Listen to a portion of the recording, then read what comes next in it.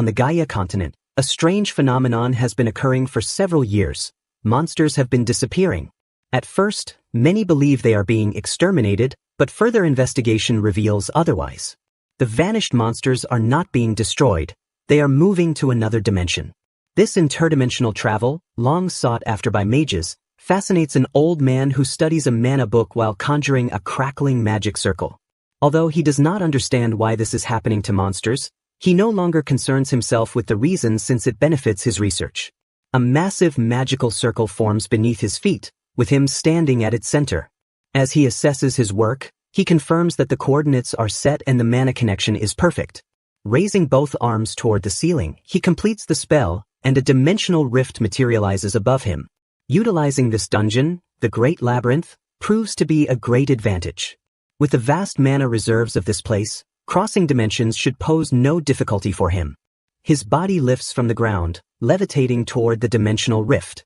Just as he prepares to transition, a sudden light descends from the sky. As he passes through, the air shifts, and the temperature changes around him. He senses that the interdimensional travel must have succeeded. However, as he scans his surroundings, he realizes something feels off. Meanwhile, a young man stands before a massive dimensional rift, staring in confusion as he tries to grasp the situation. Nearby, a group of women chat about their brother, praising his skills and cool demeanor. Observing them, the young man contemplates how admirable it is to have a passion for something and pursue it with dedication. He is Kong Jinhyuk, a D-rank hunter. The thought lingers in his mind, whether such a luxury is even possible for him anymore. His colleague, sensing his distraction, calls out, reminding him that they are far from finished with their task. Later, the two are seated in their truck, taking a brief respite. Jinhyuk's partner acknowledges his efforts, suggesting they rest before continuing. He then comments on the cold weather, asking if Jinhyuk is unaffected. Jinhyuk dismisses the concern, reminding him that hunters are naturally adept at enduring extreme temperatures. Jinhyuk's partner looks surprised, questioning whether that endurance applies to D-rank hunters as well. Jinhyuk insists that it does, at least for him, and adds that it helps him save on heating costs. His partner can't help but express envy before asking why a hunter like Jinhyuk is working part-time jobs. Jinhyuk simply states the obvious, he has no money. His partner then laments the guilds monopolizing everything, to which Jinhyuk curses them, claiming they have been acting worse lately to the point that he can't stand it anymore. He brings up recent news of a serial killer who has been on the loose for about a month, specifically targeting hunters from large guilds. His partner reasons that the big shots must be venting their frustration elsewhere, simply because they can't eliminate a single killer. The entire situation makes it seem as though the guilds have lost their minds, and Jinhyuk agrees with the assessment. Their conversation is abruptly cut short by a loud scream. Both of them glance outside, trying to determine the source of the commotion. Jinhyuk, however, immediately recognizes the cries as pleas for help and rushes out of the truck, suspecting either a terrorist attack or a monster appearance. As he emerges, he sees a crowd of people running in his direction, pursued by monsters. A smirk forms on Jinhyuk's face at the sight. He sees this as an opportunity and quickly calls up his inventory, selecting a weapon. A moment later, a bat materializes in his hand.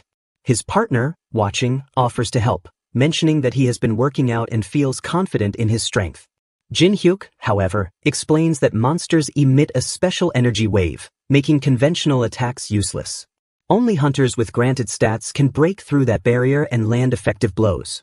He advises his partner to stay back and avoid unnecessary risk. Acknowledging the warning, his partner simply tells Jinhyuk to be careful. With a determined look, Jinhyuk steps forward, knowing he needs to finish the hunt before the guild hunters arrive.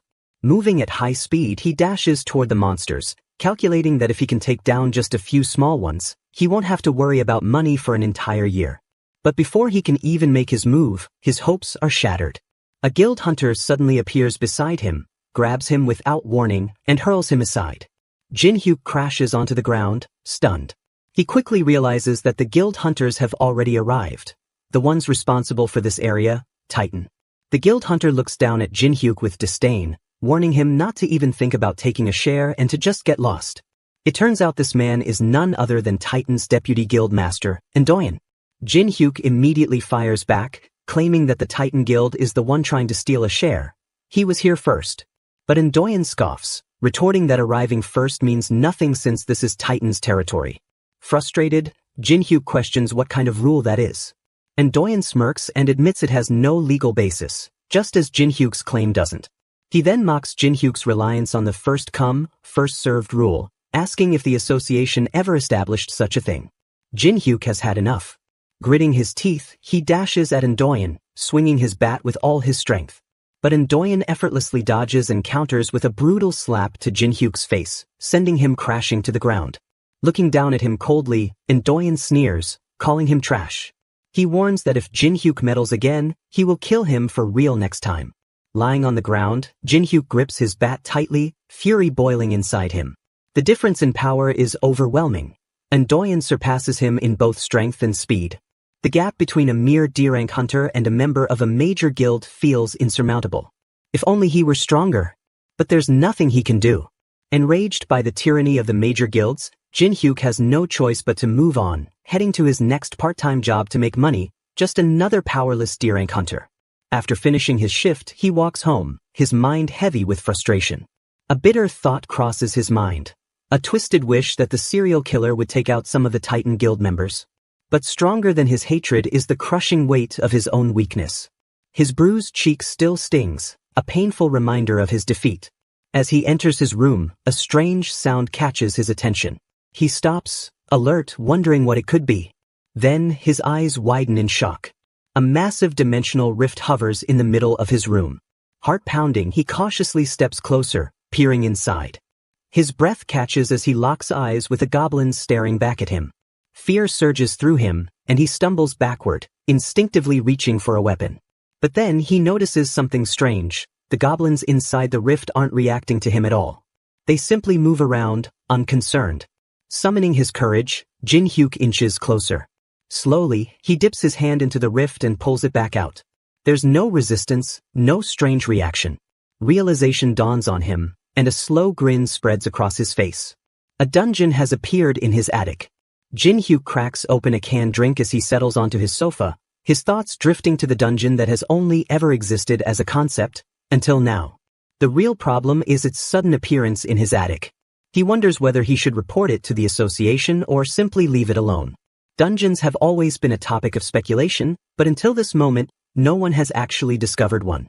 He considers the consequences of reporting it. The association would undoubtedly evict him under the pretext of an on-site investigation.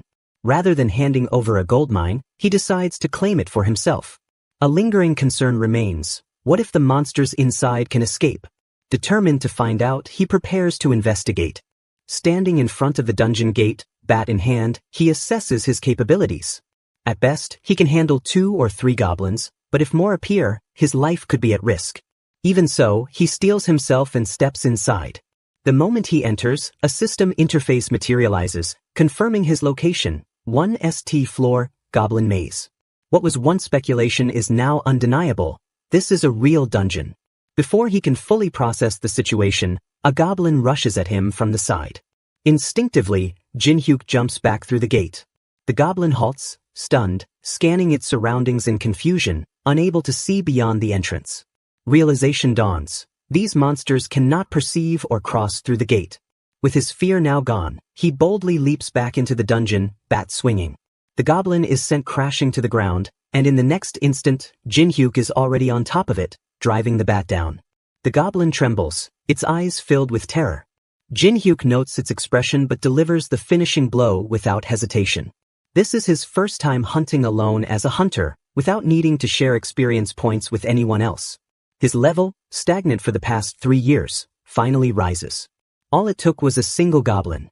The realization hits, just how oppressive the big guild's control over hunting grounds truly is.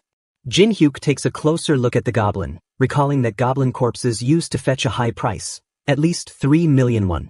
He wonders how much he could get for the one he just killed. The next day, at the hunter exchange, rows of office workers are stationed at their desks, each attending to different hunters. Jin-hyuk stands before an official, who asks what he wants to sell. Producing the goblin corpse, he watches as the official inspects it closely before commenting that Jin-hyuk doesn't seem to have much hunting experience. Jin-hyuk, curious, asks how he can tell. The official lifts the goblin and explains that the way Jin-hyuk killed it significantly lowers its market value. Advising him to aim for vital points next time, The official states that, with a corpse in this condition, he can't offer more than 3.2 million won. Jin-hyuk accepts the price, but the official then requests the location where the monster was hunted, as verification is required before payment can be processed. Jin-hyuk hesitates, wondering if he really needs to disclose the hunting location. The official confirms that it's the law, there's no way around it, even if it's an inconvenience. Weighing his options, Jin-hyuk considers claiming that the goblin was a stray from the Titan Guild's territory. However, his hesitation doesn't go unnoticed, and the official warns that he won't get a better price anywhere else. At that moment, 3 members of the Black Dragon Guild enter the building. One of them points directly at Jin-hyuk, asking if he's the one. The official sighs, remarking that they've finally come looking for him. The guild members stop in front of Jin-hyuk, and the one in the middle asks if he's the person they're searching for. Jin-hyuk stiffens, confused about what they mean. Suddenly, one of them grabs him by the collar, demanding to know if he was the one who stole a monster from their hunting ground. Before Jin-hyuk can respond, the official intervenes, stating that they've got the wrong person. He then gestures toward a blonde guy in the corner, who is chatting away without a care. The guild hunters immediately turn their attention to the blonde, marching over and landing a punch straight to his face. His partner shouts at them, demanding to know what they're doing. One of the guild members coldly responds, accusing the blonde of illegally hunting in their guild's territory. If he has no intention of compensating for it, then he'd best stay out of their way. The blonde is stomped into the ground, barely able to endure the assault. Groaning, he finally pleads for them to stop. One of the guild hunters crouches down, questioning why he was sneaking around their territory, asking if he was planning to kill them. Struggling to lift his head, the blonde weakly asks what they're even talking about. The guild hunter seizes him by the hair, accusing him of being the psycho killer that has been running amok recently. Declaring that he needs to come with them for some questioning, the guild hunters prepare to drag him away. Meanwhile, Jin-hyuk watches the scene unfold in silence. Seeing the brutality of the guild hunters, he realizes that if he ever wants to stand against people like them, he needs to get stronger. His resolve hardens, he will use the dungeon to grow stronger. As soon as Jin-hyuk arrives home, he decides to enter the dungeon to get stronger but makes some preparations first. A small stone floats in front of him as he contemplates whether to take it along. It is a return stone, worth 1 million won, with the ability to bring him back to a designated location instantly, regardless of time or place. To use it, he needs to place a large stone at his desired return point and carry the small return stone with him. Activating the small stone will transport him back to the large stone's location. His gaze shifts to another item he purchased, a search radar. The advertisement claimed it could track monsters anytime and anywhere, but after spending 400,000 won, he realizes its detection range is limited to only 50 meters, making it far less useful than expected. Even so, heading into a dungeon alone means every small advantage counts. As he tests it, the radar picks up movement at 1 o'clock, prompting him to prepare himself. Entering the dungeon, he swiftly eliminates the first goblin, increasing his level from 4 to 5. Without hesitation, he moves on to another, bringing his level up to 6. He continues fighting, taking down goblins one after another. The dungeon, named Goblin Labyrinth, lives up to its reputation, filled entirely with goblins. The repetition becomes apparent, but at his current strength, it serves as an ideal hunting ground. After a relentless series of battles, he takes a short break, surrounded by the fallen goblins. Checking his stats, he notes that while his level has increased, his overall stats remain unimpressive. Despite that, the steady progress reassures him. Gathering the corpses, he stores them in his inventory, which fills up with 19 goblins, leaving only space for one more due to its limited capacity. With room for only one more, he decides to aim for a larger, more valuable target. Activating the search radar again, he detects a single target approaching. The timing seems perfect, and he positions himself for an ambush, knowing that striking first will make the fight easier. As the target steps into range, he swings his bat with full force, knocking off what appears to be a helmet. Realization sets in immediately as he notices the figure is not a monster. Confusion washes over him as he takes a closer look. The person, now helmetless, reacts with anger, speaking in a foreign language. Their frustration is evident, and Jin-hyuk, understanding the situation, quickly bows an apology, explaining his mistake. Though he did not anticipate encountering another person here, he now finds himself in an unexpected situation, unsure of what will happen next. As the tension lingers, the person rummages through his bag and tosses something toward Jin-hyuk. Catching it, Jin-hyuk realizes it is a necklace. The person gestures for him to put it on. As soon as he does, the angry ranting becomes clear, and he understands the words coming from the stranger, who demands to know if he can finally understand him. Jin-hyuk quickly apologizes, seeing how infuriated the person is. The stranger, now revealed to be a dwarf, expresses disbelief, claiming that in his 132 years of life, he has never encountered someone like Jin-hyuk. The mention of a dwarf catches Jin-hyuk off guard. In novels, they are well known as master blacksmiths, and the appearance of this one is exactly as he had imagined. His attention shifts to the items the dwarf had dropped, and a system notification informs him that he has picked up a rare item, a dagger. Before he can process this, the dwarf pulls out a hammer, signaling for Jin-hyuk to hand over his items. Observing the dwarf's high-quality gear, Jin-hyuk assumes that regardless of race, he must be a high-level individual. Deciding to avoid unnecessary trouble, he chooses to comply and move along. The dwarf then brings out a bag, instructing Jin-hyuk to pack the items neatly. While doing so, Jin-hyuk notices the dwarf inspecting his bat closely. The dwarf asks about its origin, claiming that it is orichalcum. To Jin-hyuk, it is nothing more than a common aluminum bat, his only weapon. Yet, the dwarf insists that no amount of money could buy it, calling it a legendary metal. He then invites Jin-hyuk to his workshop, offering to test the bat's properties. Initially reluctant, Jin-hyuk changes his mind when the dwarf offers to trade rare items he crafted. Despite his curiosity, Jin-hyuk finds it strange that the dwarf is living alone in a dungeon with a fully equipped workshop. He starts to wonder whether his bat is truly just aluminum and whether he should consider finding a different weapon. Soon, the dwarf emerges from his workshop, holding Jin-hyuk's bat, now glowing a bright red. Tossing it back, the dwarf claims that compared to this weapon, everything else is junk. Jin-hyuk inspects the bat, surprised by the transformation. The dwarf explains that this is the nature of orichalcum. In its normal state, it is a soft and weak metal, but as enchantments are applied, it turns redder and grows stronger. Understanding dawns on Jin-hyuk as he realizes that the bat had been enchanted all along. Jin-hyuk swings his newly upgraded and enchanted bat, testing its weight and power. The difference is clear. The weapon no longer feels like the ordinary bat he once wielded. It now holds a rare, almost mythical quality. Enchanted weapons of this kind only drop from high-level monsters of grade A or above, making them incredibly valuable. The realization that such an item could be artificially created amazes him, leaving him to wonder what is truly going on with both the dwarf and the dungeon itself. Still, he knows that luck is finally on his side. Checking the bat's stats, he sees that it has reached legendary grade. Its durability has risen to an S grade, making it one of the most durable weapons he has ever seen. If he could sell it, he would make an unimaginable fortune. However, that is not an option. The bat is bound to him, making it impossible to trade or sell. Earlier, he had asked the dwarf about this strange feature. The fact that the bat automatically returns to him must mean it is soul-bound. The dwarf simply told him to consider it a reward for providing such a unique experience. No one else in the world would ever be able to use it. Realizing that he can't profit by selling the weapon, Jin-hyuk thinks of other ways to make money. One idea comes to mind: selling the goblin corpses he has collected. Normally, the Hunters Association would be an easy option, but they would never accept materials obtained through unofficial means.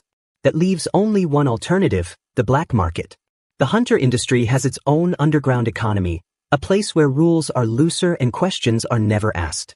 The black market regularly deals in monster corpses, making it the perfect place to offload his loot. He knows how to reach them. Black market traders often hand out business cards to low-level hunters like him, knowing that desperate people will eventually come looking for them. Following the location given on the card, Jin-hyuk finds himself in an abandoned building. The place looks as shady as expected. The atmosphere is heavy with secrecy, and the silence makes it feel even more unwelcoming. From an upper floor, a man calls out to him, identifying himself as Deputy Manager Cho Hyun-gil. He instructs Jin-hyuk to come up, saying that the boss is waiting. Inside, Jin-hyuk meets Lee Junshul, a man who presents himself as a lone agent but is, in reality, a loan shark deeply involved in the black market trade. Among his many dealings, he also buys and sells monster corpses. Lee Junshul wastes no time in getting to business. He asks to inspect the goblin corpses. Without hesitation, Jin-hyuk presents the entire collection, all 20 goblins he had gathered. The reaction is immediate. Cho Hyun-gil looks stunned. Even Lee Junchul, a man used to dealing with hunters and their spoils, is visibly surprised. The sheer number of corpses is one thing, but what catches his attention even more is their condition. For someone like Jin Hyuk, a clear novice in their eyes, it should have been impossible to take down so many goblins alone. Not only that, but the bodies are in much better condition than expected. Junchul starts the negotiation by asking Jin Hyuk how much he expects for the goblin corpses. Jin Hyuk proposes a price of 5 million won per goblin, including the magic stones. However, Junchul points out that the goblin heads are badly damaged and lowers his offer to 3 million won per goblin. Hyun-gil, who is part of the discussion, casually remarks that goblin heads are useless, not even good for decoration. This comment frustrates Junchul, as it seems to be ruining his bargaining position, giving him a headache. Junchul quickly regains his composure and increases his offer to 3.5 million won per goblin. However, Jin Hyuk refuses, insisting that he wants 4.5 million and will not sell for anything less. Junchul hesitates at the demand, unsure whether to accept. Jin Hyuk then adds that if Junchul does not like the price, he can simply find another buyer. Before the negotiation can continue, Junchul's subordinates suddenly rush in from the lower floor, appearing panicked. They warn that they are in serious danger and need to escape immediately because a monster is present. The news startles everyone.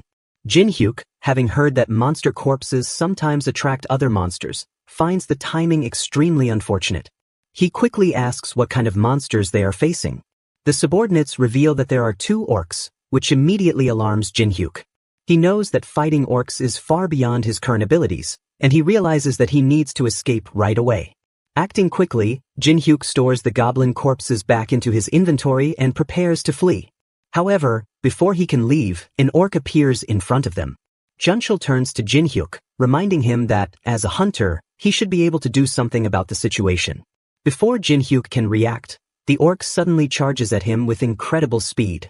It swings its massive battle axe at him, and Jin Hyuk realizes that he is too close to dodge the attack. In that moment, he wonders if this is how he is going to die, helpless and pathetic. Just as the orc's attack is about to land, Jin Hyuk's bat suddenly appears on its own and blocks the strike, stopping the orc in its tracks. Junchul, shocked by what he just witnessed, turns to Hyun-gil for an explanation. However, Hyun-gil is just as confused as everyone else. Jin Hyuk himself is equally surprised.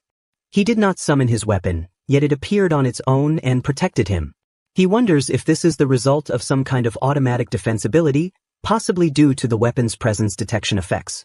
If that is the case, he begins to think that he might actually have a chance in this fight. The orc recovers and charges again. This time, Jin Hyuk firmly grips his bat and swings it with full force, striking the orc's knee first.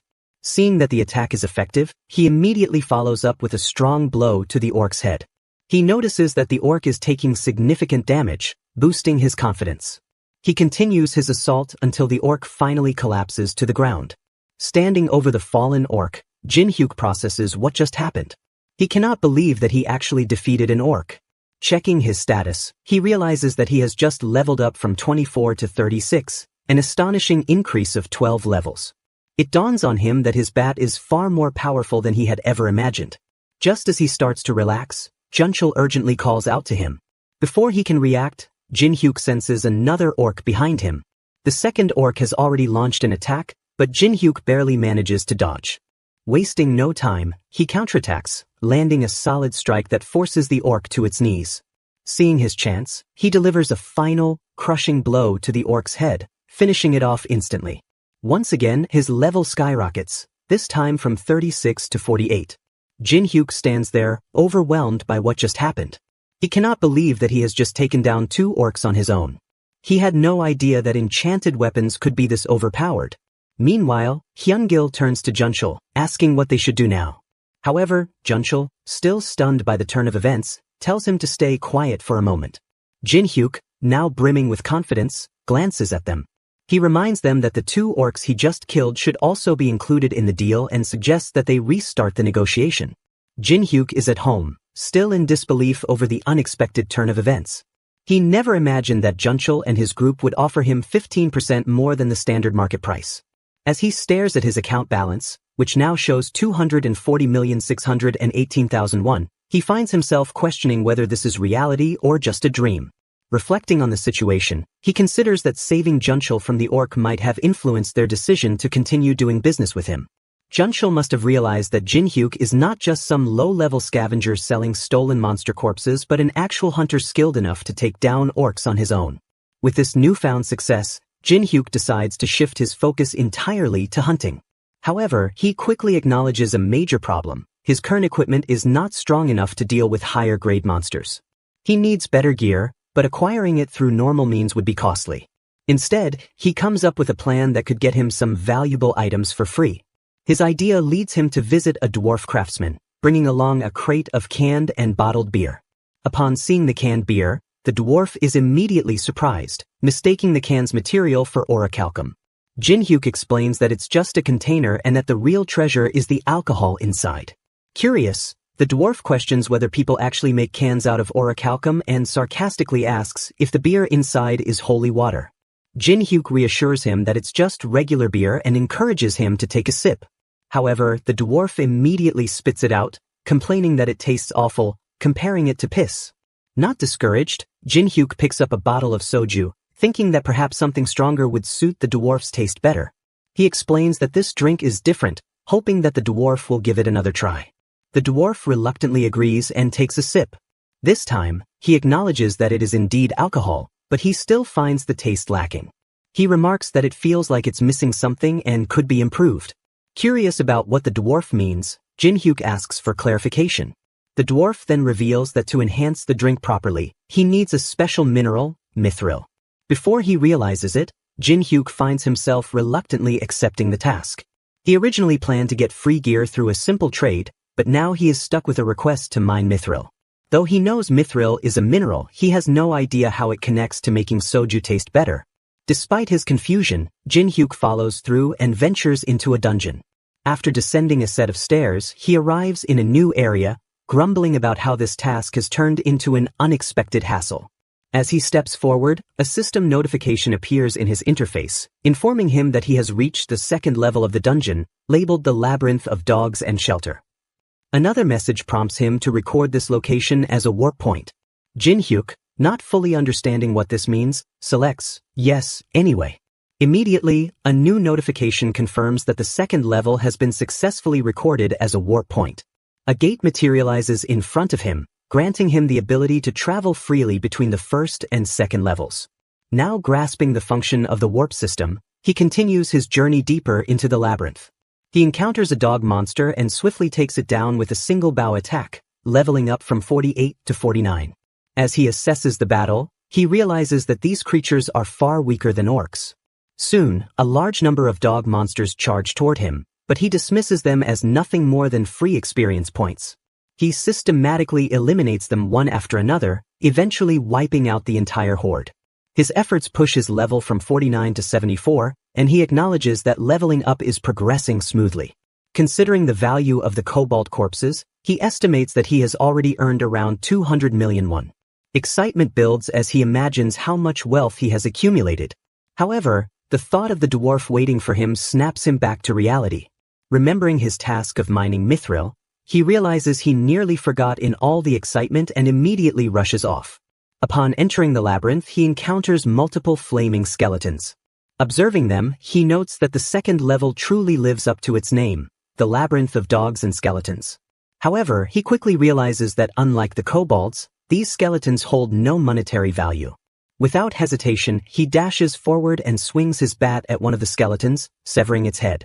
To his surprise, the headless creature continues to attack. Blocking with his bat, he quickly takes notice of their weakness. Breaking their core is the only way to defeat them. Striking at the core, he successfully destroys one, but another immediately lunges at him. He dodges swiftly and, recognizing the sheer number of enemies, strengthens his resolve. Determined, he continues to eliminate them one by one with overwhelming force, and after a relentless battle, he finally wipes them all out. As he reflects on the dwarf's request, he reasons that the alcohol was likely just an excuse. The dwarf simply didn't want to come here himself and sent him instead. At that moment, the system interface appears, announcing that Jinhyuk has reached level 100 and can now change his class. His class will be automatically determined based on his recent actions. Expecting a warrior class, he He is startled when the system instead promotes him to the class of cleric due to his extensive battles against the undead. Jin-hyuk returns with the mithril that the dwarf requested. The dwarf, seeing him, seems genuinely surprised that Jin-hyuk made it back in one piece. He had half expected Jin-hyuk to perish in the labyrinth, yet here he stands, albeit exhausted.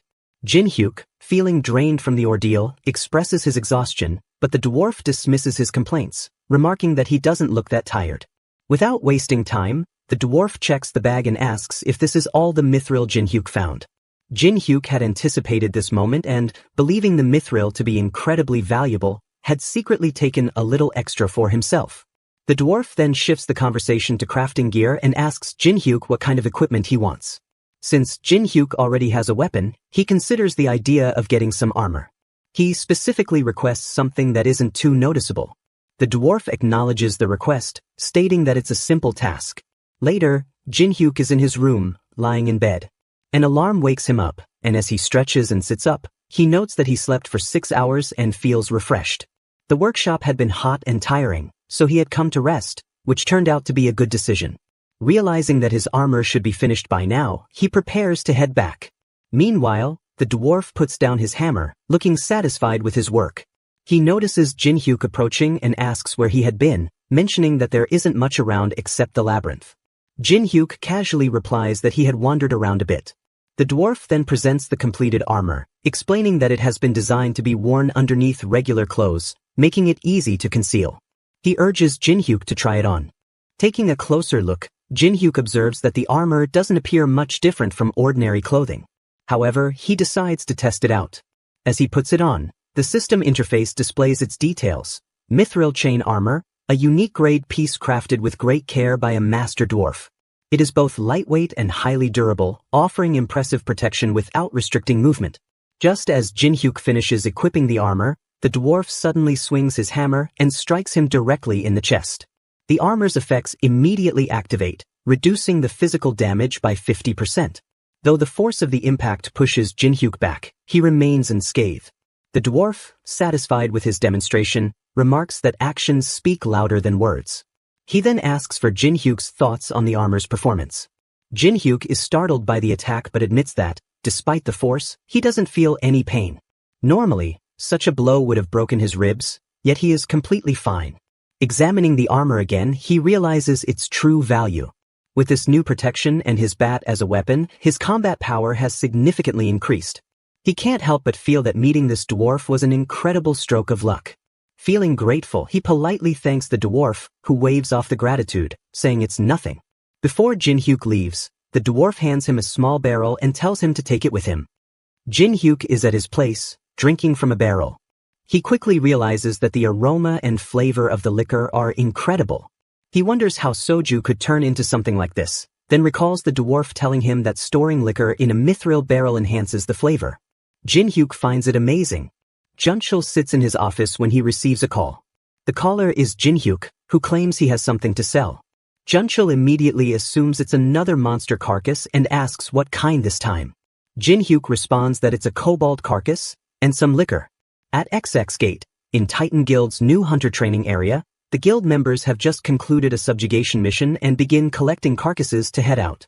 However, one of them suddenly calls out to their vice guild master, Endoyen, reporting that lizard men are being summoned again. Endoyen wonders if this is an anomaly gate. Worse, the number of lizard men is at least 3 times what they just dealt with. The guild members panic, asking what they should do since they can't handle this on their own. One suggests calling for help from other hunters. Endoyen finds the idea ridiculous. They can't ask others for help, not for the sake of the Titan Guild, nor for his own reputation. He tells his guild members to stop whining, insisting they can handle the monsters on their own. As long as they stay focused, they can hold them off. Jin-hyuk is at the guild headquarters, where a female official congratulates him. She tells him that his class as a cleric is rare, handing him a new ID card and informing him of his promotion to C rank. As he leaves the building, he reflects on his new class. He knows that just healing from the back would make him highly sought after by any guild. At that moment, a Titan Guild member rushes into the building, looking rough and bruised, desperately asking if there is an extra cleric available. Jin-hyuk signals that he is a cleric, hesitantly mentioning that he's only C class. The guild member immediately agrees and urges him to join them right away. Jin-hyuk realizes that the rumors were true. Changing to a cleric might actually work out better than he expected. At the battlefield, Titan guild members are struggling against the lizardmen.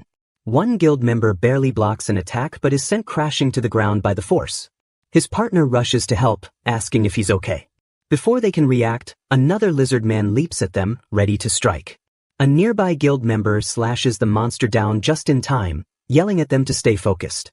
And Doyen calls out to everyone, telling them to hold on as he charges forward, determined to wipe out all the monsters. Jin-hyuk arrives and is immediately told to focus on healing the wounded, just like the other healers. He asks if there's anything else he can do, but the guild member insists that healing is enough and reassures him that he'll be rewarded afterward. Jin-hyuk sees the danger but decides that as long as he gets paid, it's fine. He begins healing the guild members, who regain their strength and fight back. Another guild member calls for a healer, but they are all occupied. Jin-hyuk tells the healer next to him that this is endless, and they should contact another guild for help. The healer agrees, saying he was thinking the same thing. Jin-hyuk starts to feel that they might all be wiped out at this rate. Suddenly, he senses something behind him. He turns just in time to realize that a lizard man is about to attack. The rear has been breached. Jin-hyuk surveyed the battlefield with a keen eye, his heart sinking as he realized the dire situation unfolding at the rear. Only the clerics remained stationed there, their lack of combat training leaving them defenseless without any fighters to guard them.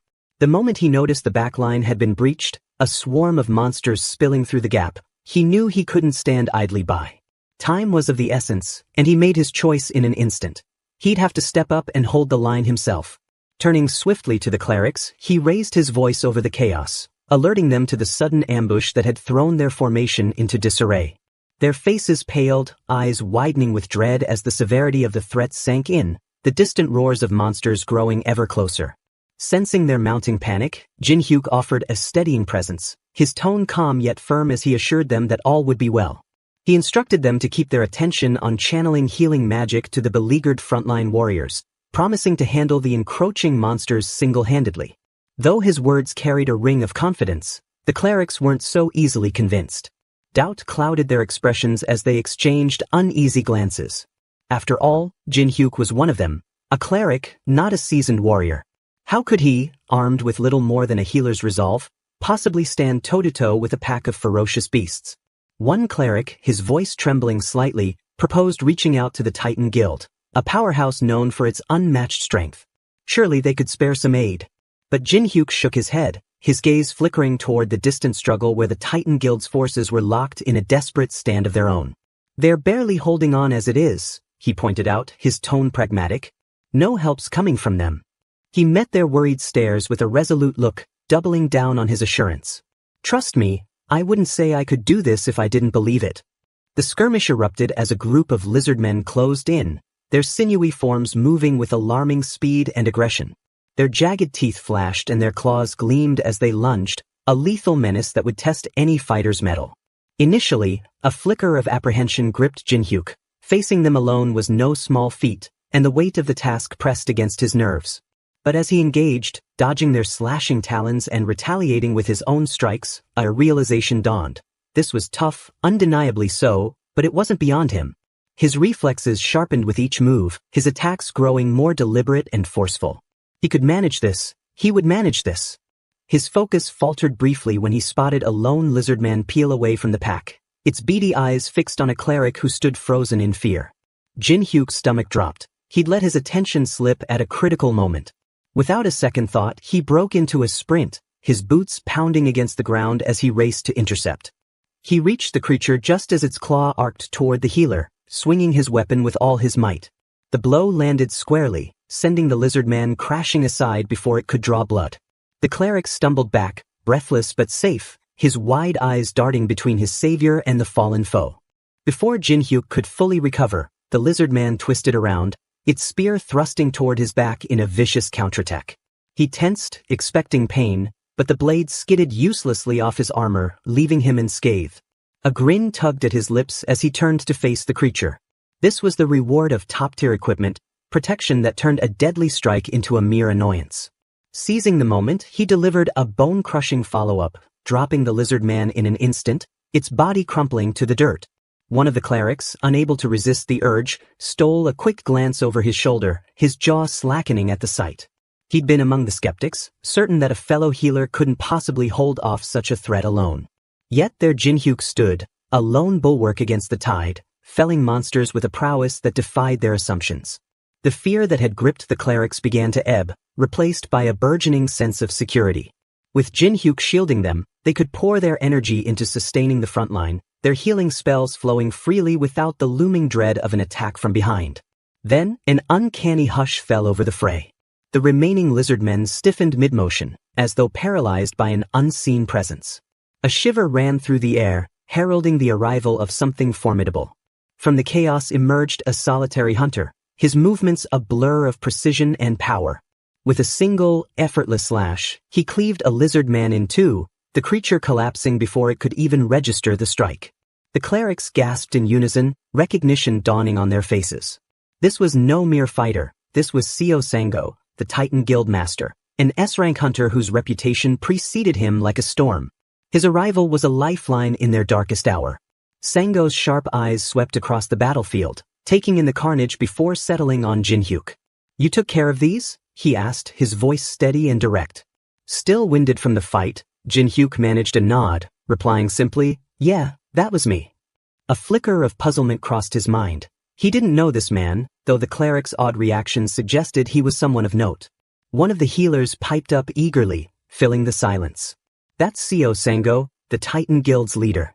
Another let out a shaky, relieved chuckle, his tension unwinding. "An S-rank hunter's here, we're saved. We can finally get out of this mess." Sango acknowledged them with a brief nod before turning back to Jinhyuk, his tone carrying a hint of respect. "You'll get a proper reward for holding the line today," he said, then surged forward into the fray without another word. Even from afar, Jinhyuk could feel the sheer magnitude of Sango's power.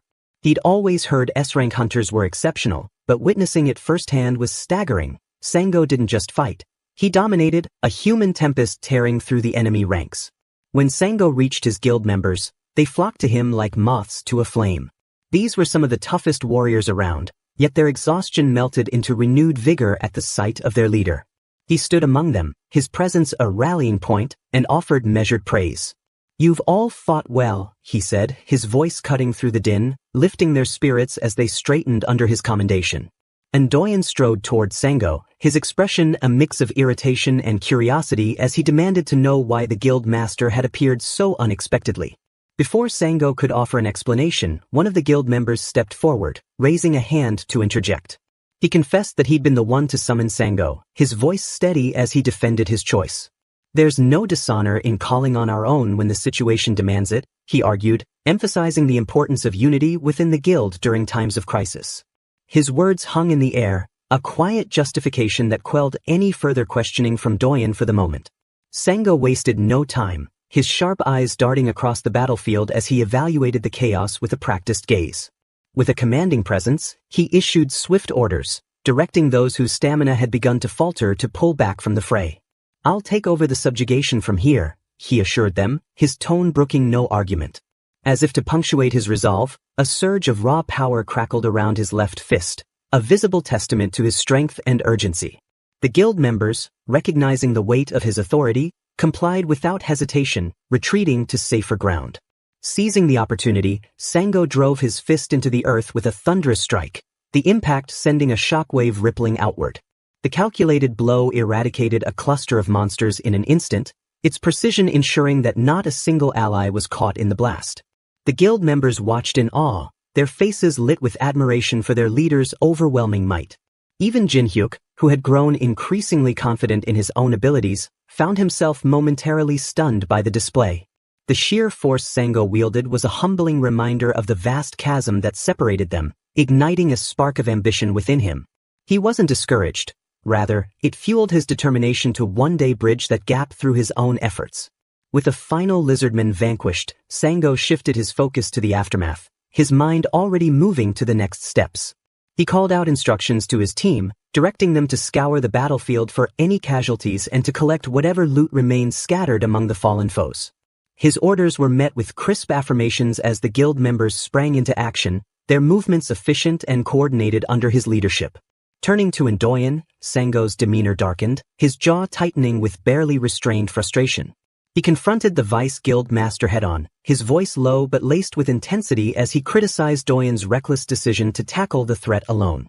This wasn't about protecting the guild's honor, Sango said sharply, cutting through Doyen's defenses. It was your pride that drove you, and it nearly cost us dearly. Doyen bristled at the accusation, his fists clenching as he prepared a heated rebuttal, unwilling to shoulder the blame. Before the argument could escalate further, a guild member approached, interrupting with a timely update. The clerics who had supported them were gathered and awaiting permission to leave. Sango's eyes flicked toward the group, and he gave Doyen a pointed look. This isn't finished, he warned, making it clear their discussion was merely postponed, not abandoned. Stepping away, Sango approached the clerics, his tone softening as he offered them heartfelt thanks for their invaluable assistance in holding the line.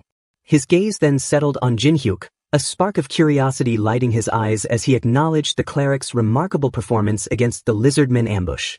"You've got skill," he said, his words carrying genuine appreciation. Upon learning that Jinhyuk operated without a guild affiliation, Sango didn't hesitate to extend an offer. "Join us," he proposed, his voice firm yet inviting. "No fees, no strings, just a place with the Titan Guild." The offer was generous, a rare opportunity for someone unaffiliated. The moment was shattered by Ndoyen's scoffing interruption. He stepped forward, his lip curling as he dismissed Jinhyuk's worth. He was a D-rank not long ago, Doyen sneered, waving a hand dismissively. Whatever he did here was just dumb luck, he's got no business being scouted. His words dripped with disdain, painting Jinhyuk's efforts as a fluke rather than a testament to skill. Sango's patience frayed, his eyes narrowing as he turned on Doyen. "Luck doesn't hold off a swarm and save lives," he snapped, his voice cutting like a blade. "Your stubbornness put us all at risk. Jinhyuk's the reason we didn't lose more than we could afford." The reprimand was sharp, a clear rebuke of Doyen's arrogance, and it left the Vice Guild Master momentarily speechless, though his glare spoke volumes. Jinhyuk observed the exchange quietly, his initial impression of Sango shifting. The Guild Master wasn't just a powerhouse, he was grounded, rational, and willing to recognize merit where it was due. It was a stark contrast to Doyen's bluster. Still, when Sango's offer hung in the air, Jinhyuk took a steadying breath and shook his head. "I appreciate it," he said, his tone respectful but resolute, "but I can't join a guild where he's in charge." He nodded toward Doyen, his words plain but firm, leaving no room for misinterpretation. Doyen's reaction was instantaneous, his face twisting with rage at the perceived insult.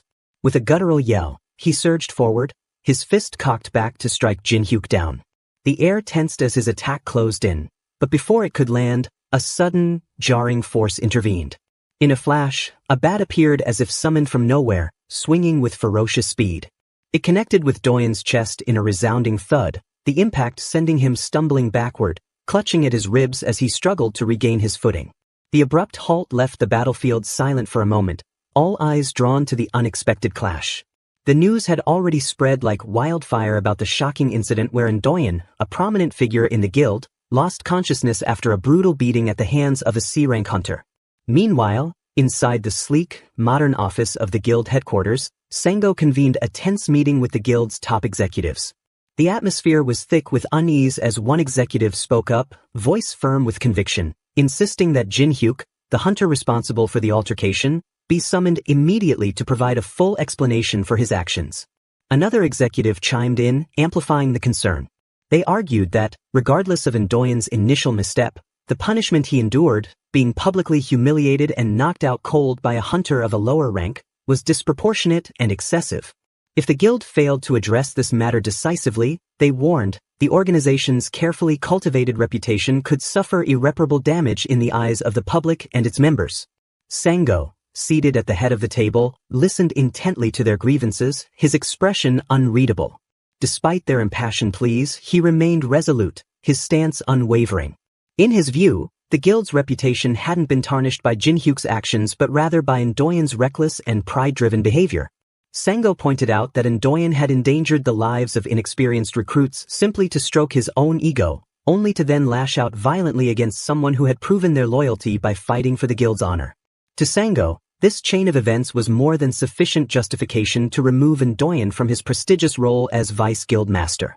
His tone left no room for debate, and with a decisive gesture he brought the meeting to an abrupt close, dismissing the executive's protests.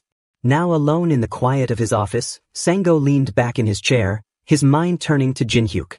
He couldn't shake the growing certainty that this C-rank hunter was far from ordinary.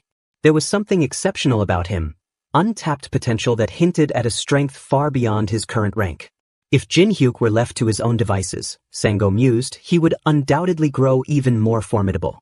This realization only solidified his determination. The guild needed to secure Jin-hyuk's allegiance before his power outstripped their ability to control or rival him. At the same time, far from the guild's gleaming headquarters, Jin-hyuk sat in the modest confines of his home, a frown creasing his brow as he wrestled with his financial woes. The rising cost of living had hit him harder than he'd anticipated, and a pang of regret gnawed at him for turning down the additional pay he'd been offered earlier. For a fleeting moment, he second-guessed his decision, but he quickly shook off the doubt. There were always other paths to bolster his income, he reminded himself, and he wasn't one to dwell on what could have been. Fueled by a renewed sense of purpose, Jin-hyuk set out for a nearby dungeon, his mind fixed on increasing his earnings. As he stepped into the familiar shadows of the dungeon's entrance, he reflected on how repetitive his hunts had become. Slaying the same low-tier monsters over and over no longer satisfied him, not now that his skills and strength had outgrown such meager challenges. It was time to seek out more formidable adversaries, ones that would push his limits and, more importantly, yield a heftier reward. Venturing deeper into the dungeon's twisting corridors, Jin-hyuk suddenly felt a shiver crawl up his spine, an instinctive warning that something wasn't right. He spun around just in time to catch sight of a hulking orc barreling toward him, its massive frame moving with surprising speed in a vicious ambush. Reacting with honed reflexes, Jin-hyuk sidestepped the attack and retaliated in one fluid motion. His bat connected with the orc's skull in a resounding crack, felling the beast instantly with a single, well-placed strike. Breathing steady, Jin-hyuk scanned the dimly lit surroundings and spotted a menacing group of orcs assembling in the distance. His mind raced as he assessed the situation, calculating the risks and rewards. If he could take down the entire pack, he realized the payout would be substantial, enough to keep his financial worries at bay for a good while. Tightening his grip on his bat, he steeled himself as the orcs let out guttural roars and charged as one. Without a moment's hesitation, Jin-hyuk surged forward to meet them head-on, fully aware that this clash could be his ticket to a more secure future. After a fierce and grueling battle, Jin-hyuk paused to catch his breath and checked his system interface. The glowing display confirmed he'd already dispatched 20 orcs, a testament to his growing prowess. Satisfied that this section of the dungeon no longer held any real challenge, he resolved to press onward, descending deeper in search of prey worthy of his evolving skills. As he reached a crumbling stone staircase and began his descent, he emerged into an unfamiliar chamber that resembled an ancient, long-forgotten temple. The air grew heavy with an eerie, almost palpable stillness that set his nerves on edge. Instinctively, he slowed his pace, his senses sharpening. A notification from his system interface flickered into view, informing him that he'd arrived at the 3rd floor, the Temple Guardian's Labyrinth. It also noted that the warp gate for this level had been successfully registered, offering him a potential escape route if needed. Taking in his surroundings, Jin-hyuk noticed an odd detail. Unlike the previous floors teeming with hostile creatures, this area was eerily devoid of monsters. He briefly wondered if the temple might serve as a rare safe zone within the dungeon, a place to rest and recover.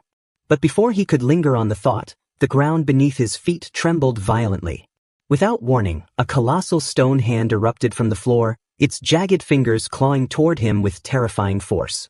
Jin-hyuk's instincts kicked in, and he leaped back just in time to avoid being crushed.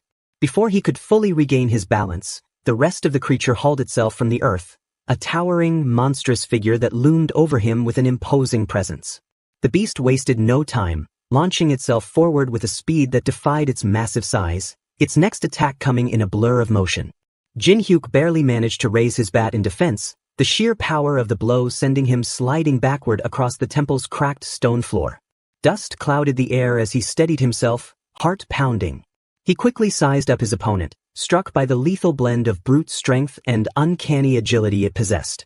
A surge of adrenaline coursed through him, tinged with urgency, but he forced his mind to settle.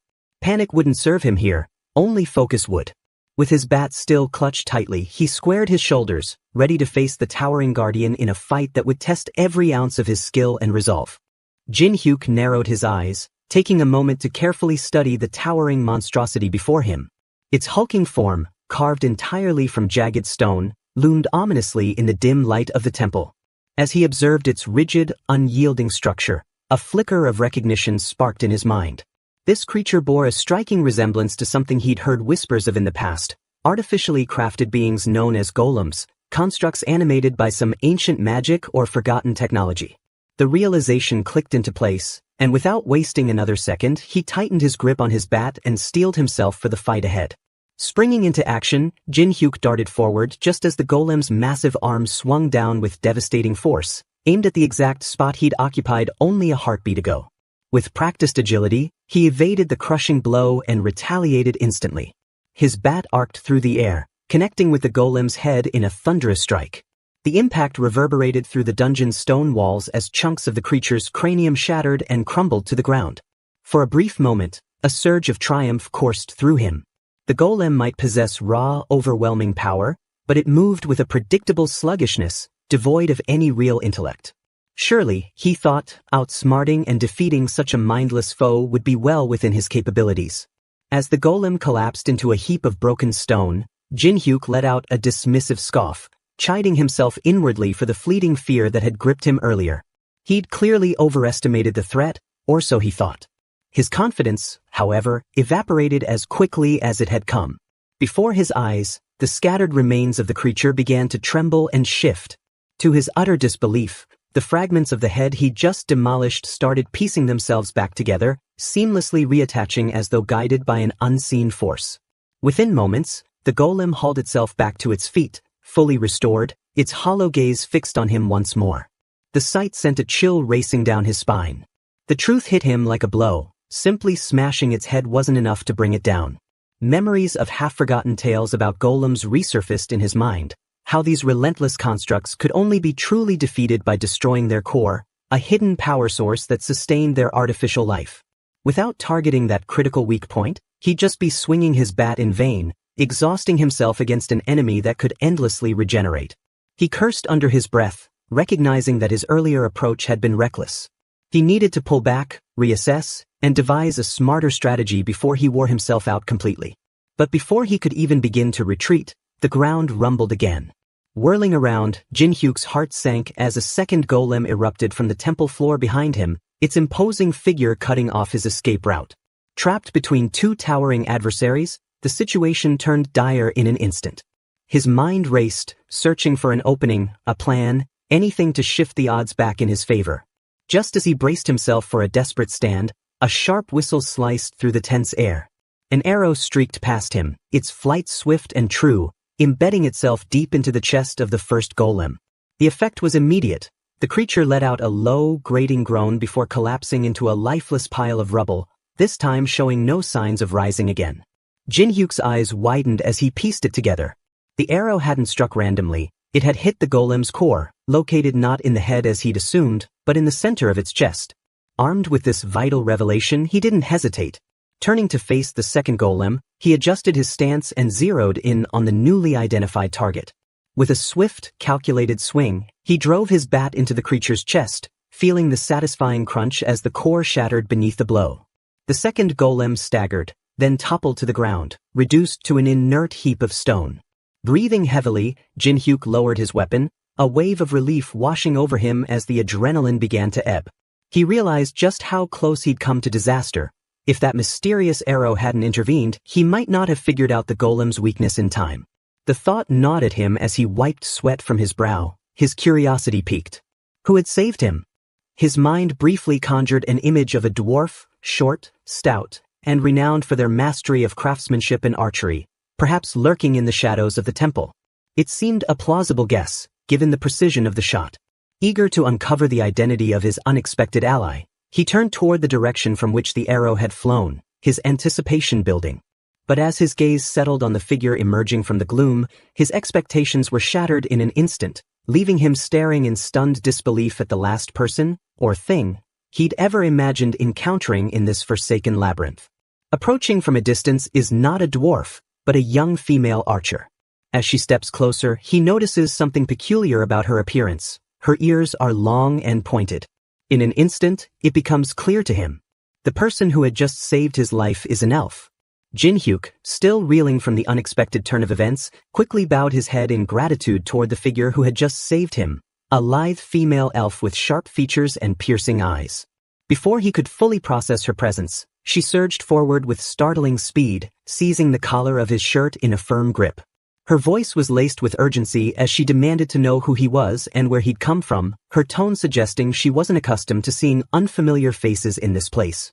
Caught off guard by her sudden aggression and barrage of questions, Jin-hyuk faltered, his words momentarily stuck in his throat. The elf's keen gaze swept over him, lingering on his modern, unfamiliar attire, clothing that clearly didn't match the rugged, archaic style of the dungeon. Narrowing her eyes, she pressed further, asking how long he'd been trapped within its depths.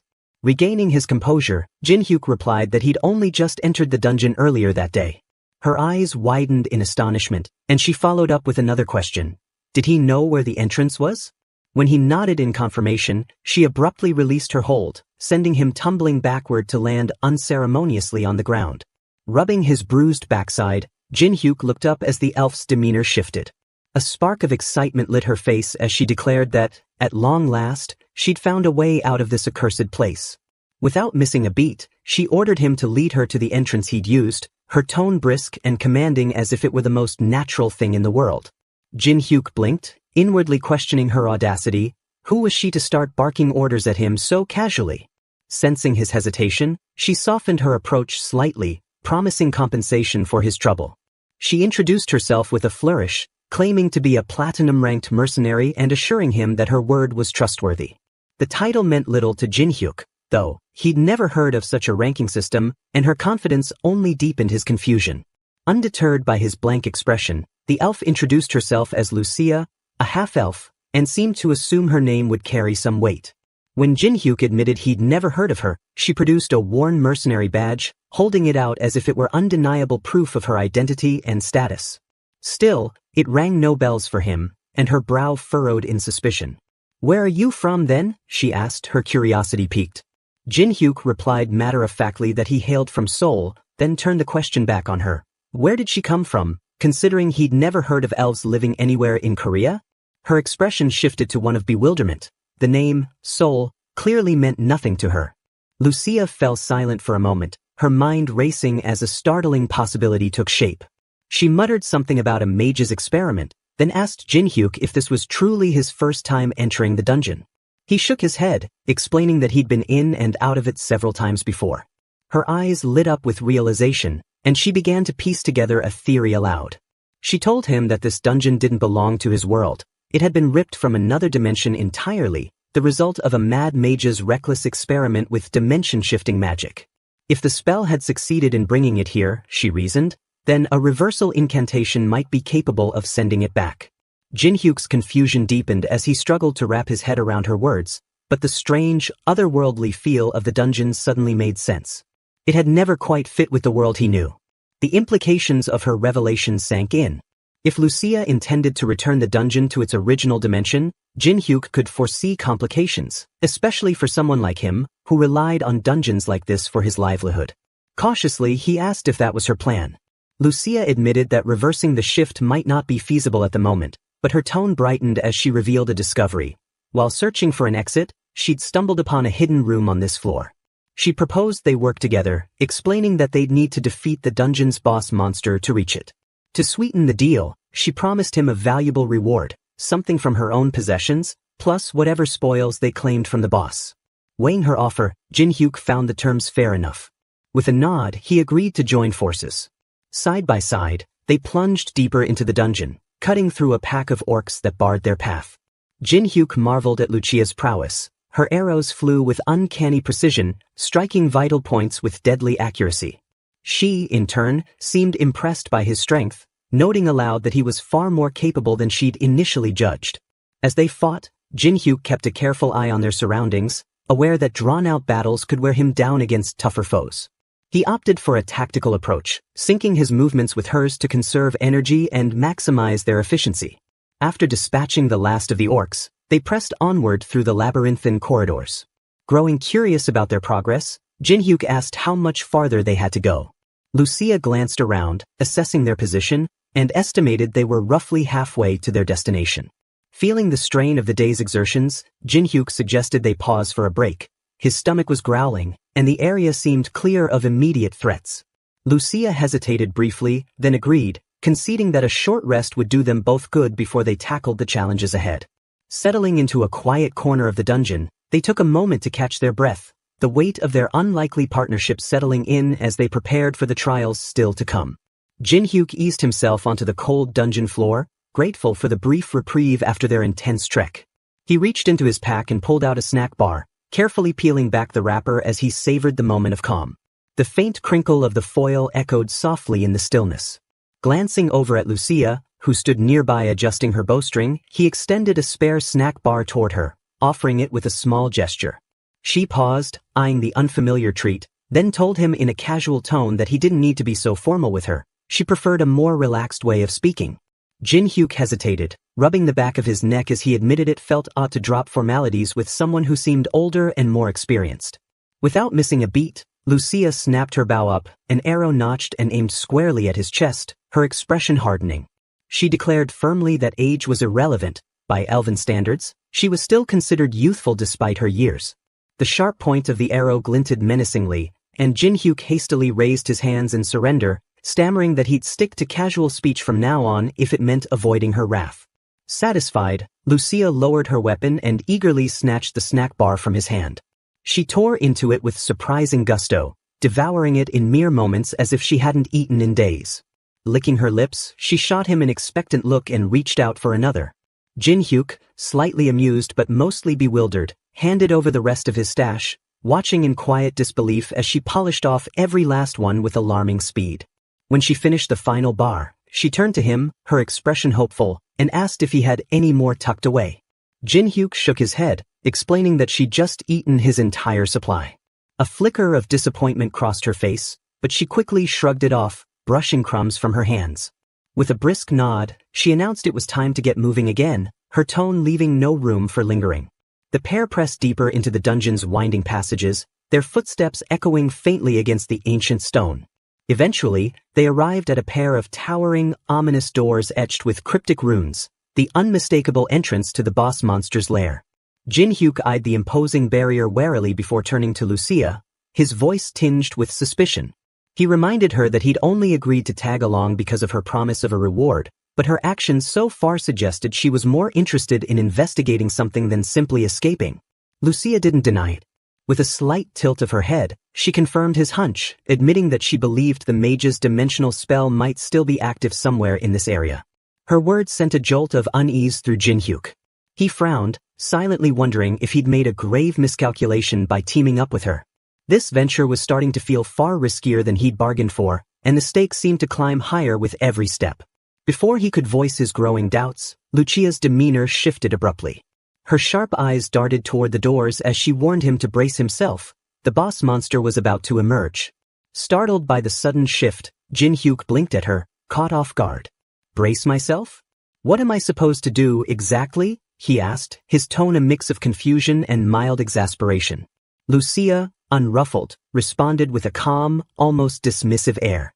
She told him there was no specific plan he needed to follow. Just step in and finish the beast off when the moment was right. Noting the absence of lesser monsters in the vicinity, she added confidently that she could handle the bulk of the fight solo. Jinhyuk raised an eyebrow, skepticism creeping in as he wondered how she could be so nonchalant about facing a boss-level threat. His attention snapped forward as the massive doors groaned open, revealing the boss monster in all its terrifying glory. The creature was a colossal, hulking figure, its sheer size and menacing aura sending a ripple of dread through Jinhyuk's chest. Its presence filled the chamber, exuding raw power that made the air feel heavy. Swallowing hard, he shot Lucia a sidelong glance, his voice tinged with uncertainty. "Are you sure you can take that thing down by yourself?" he asked, unable to mask his doubt. Lucia, however, remained utterly composed, her lips curving into a faint, self-assured smile. She reminded him of her earlier promise to show him something noteworthy, her gaze never wavering from the advancing monster. "Just watch," she instructed, her voice steady and commanding. In that instant, an ethereal glow began to envelop her, a shimmering energy that pulsed faintly around her slender frame. The air seemed to hum with power as the light intensified, radiating from her in subtle waves. Sensing his awe, Lucia spoke without turning, her words carrying a quiet pride. "This is called aura," she explained, her tone matter-of-fact yet laced with a hint of mystique.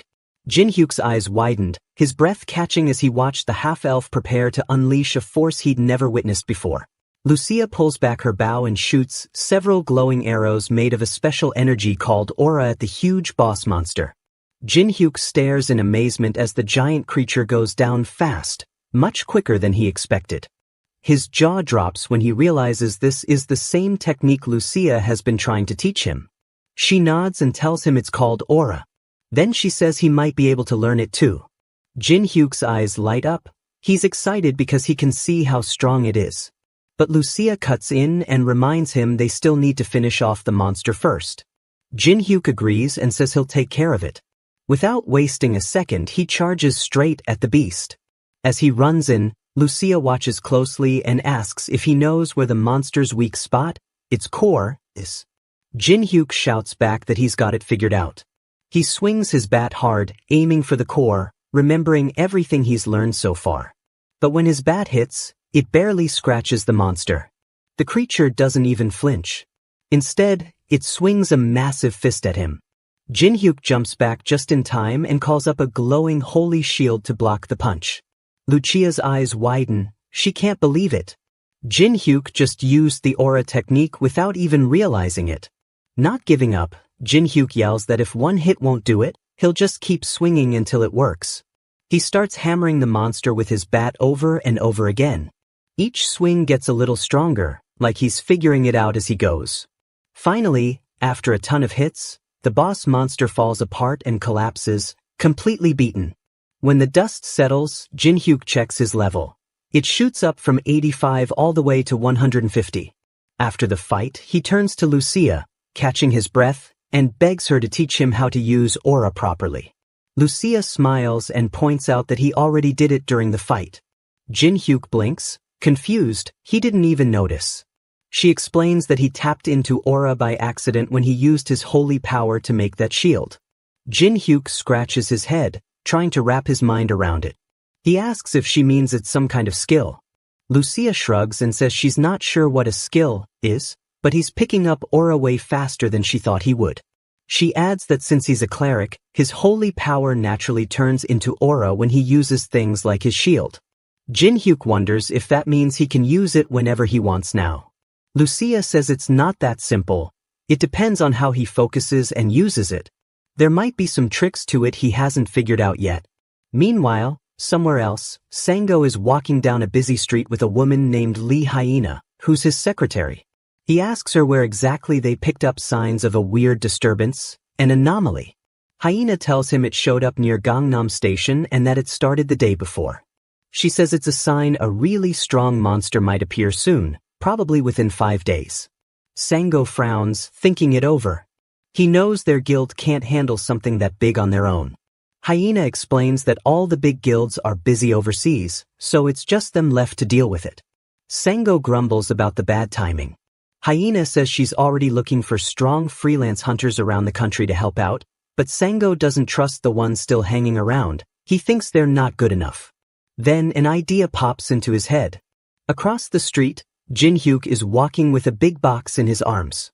Sango tells Hyena to go on ahead without him. He's got something to handle. He promises he'll catch up soon and tells her to make sure the Hunter Association's request gets to the guild leaders. Jin-hyuk, meanwhile, is wondering if the pile of snack bars in his box is enough. Before he can think too hard about it, someone shouts his name. He turns and sees Sango jogging over. Sango raises an eyebrow and asks why Jin-hyuk's lugging around so many snack bars. Jin-hyuk just laughs and says he's not even sure himself. It's kind of a long story. Sango changes the subject and asks if Jin-hyuk's thought more about his earlier offer to join up. Jin-hyuk shakes his head and says he's already made up his mind about that. Sango doesn't push too hard and instead suggests Jin-hyuk join as a mercenary instead, just for this one job. He promises it'll pay well. Jin-hyuk says he'll think it over and leaves it at that. Later, back at their hideout, Lucia's happily munching on the snack bars Jin-hyuk brought. She keeps going on about how delicious they are, and Jin-hyuk wonders if her world doesn't have anything like them. After a while, she leans back, full and satisfied. Jin-hyuk looks around and asks why they're still hanging out in this basement when the boss monster's already dead. Lucia doesn't answer right away. Instead, she points up at the ceiling and asks if he's noticed the strange carvings up there. Jin-hyuk squints at the symbols and asks what they are. Lucia tells him it's a magic circle, a kind of special design that links this dungeon to his world. Seeing his confused face, she realizes he has no clue what she's talking about. So she keeps it simple. The circle is important, and she's sticking around to study it for a while. Then she grins and says that if Jin-hyuk really wants to learn aura, he's got to keep her supplied with chocolate snacks. Jin-hyuk doesn't even hesitate, he's in. Suddenly, Lucia grabs his hands and tells him this is the quickest way to learn. She tells him to concentrate hard because she's going to send aura into his body. She wants him to pay attention to how it feels and flows. As she starts, Jin-hyuk feels a rush, like something powerful is waking up inside him. It spreads from his chest through his whole body. Right then, he gets it. He can actually feel the aura moving through him. Lucia ends the infusion, silently acknowledging that Jin-hyuk has more talent than she initially expected. She observes the flow of holy power within him, impressed by how naturally it moves through his body. Estimating his progress, she concludes that at this rate, he might grasp the basics by the end of the day. Meanwhile, Jin-hyuk processes the new sensation within him. Though the concept still feels slightly confusing, he starts to get the hang of it.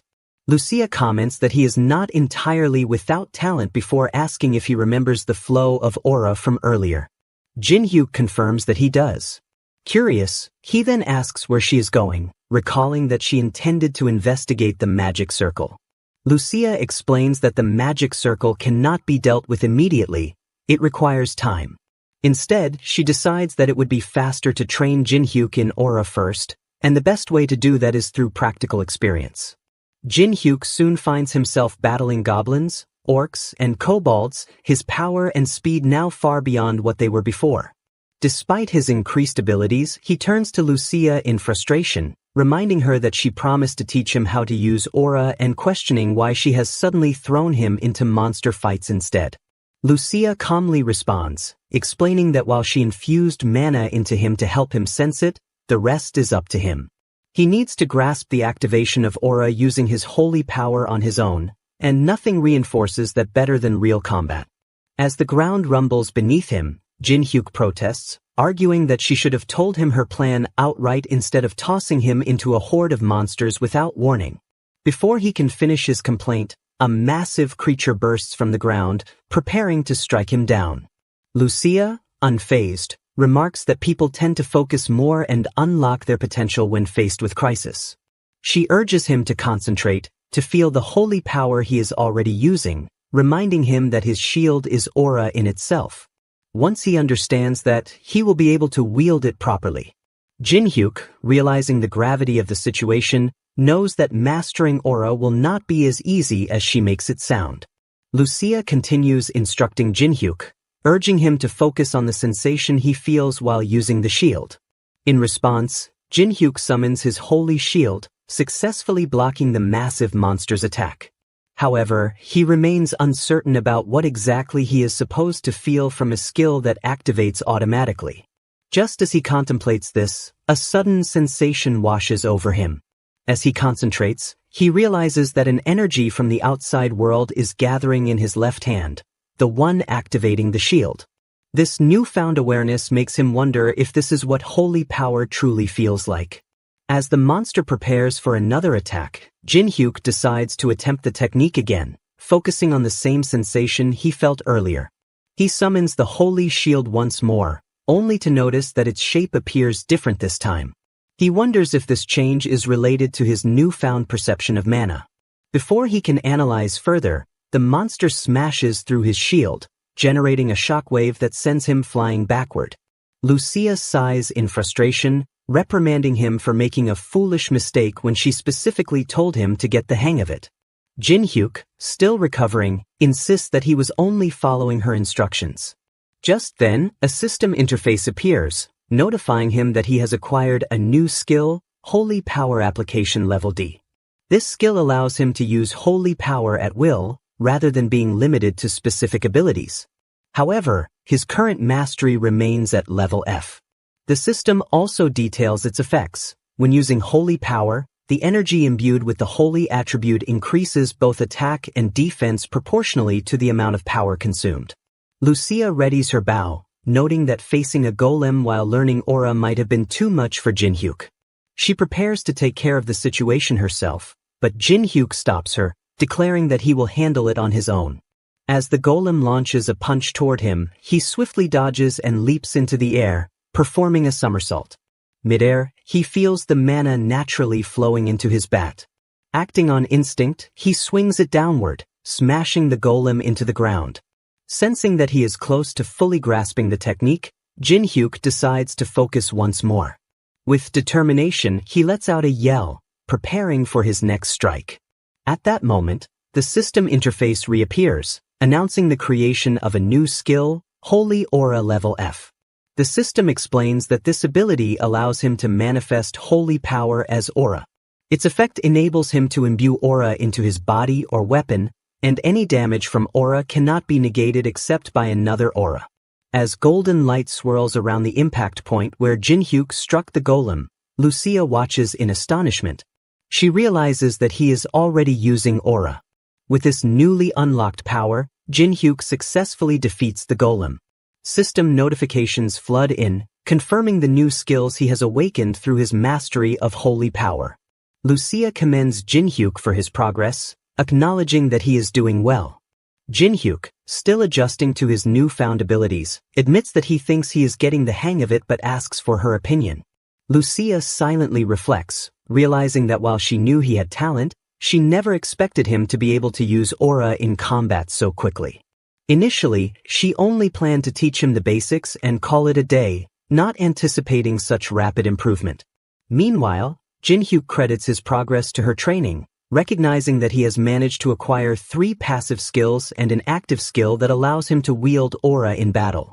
As he takes a moment to catch his breath, Lucia suddenly asks if he has rested enough. Without warning, she raises her bow and aims an arrow at him, causing him to startle and demand to know what she is doing. Before he gets an answer, Lucia fires. Jinhyuk barely dodges, and the arrow explodes upon impact with the wall, revealing a swarm of monsters lurking behind it.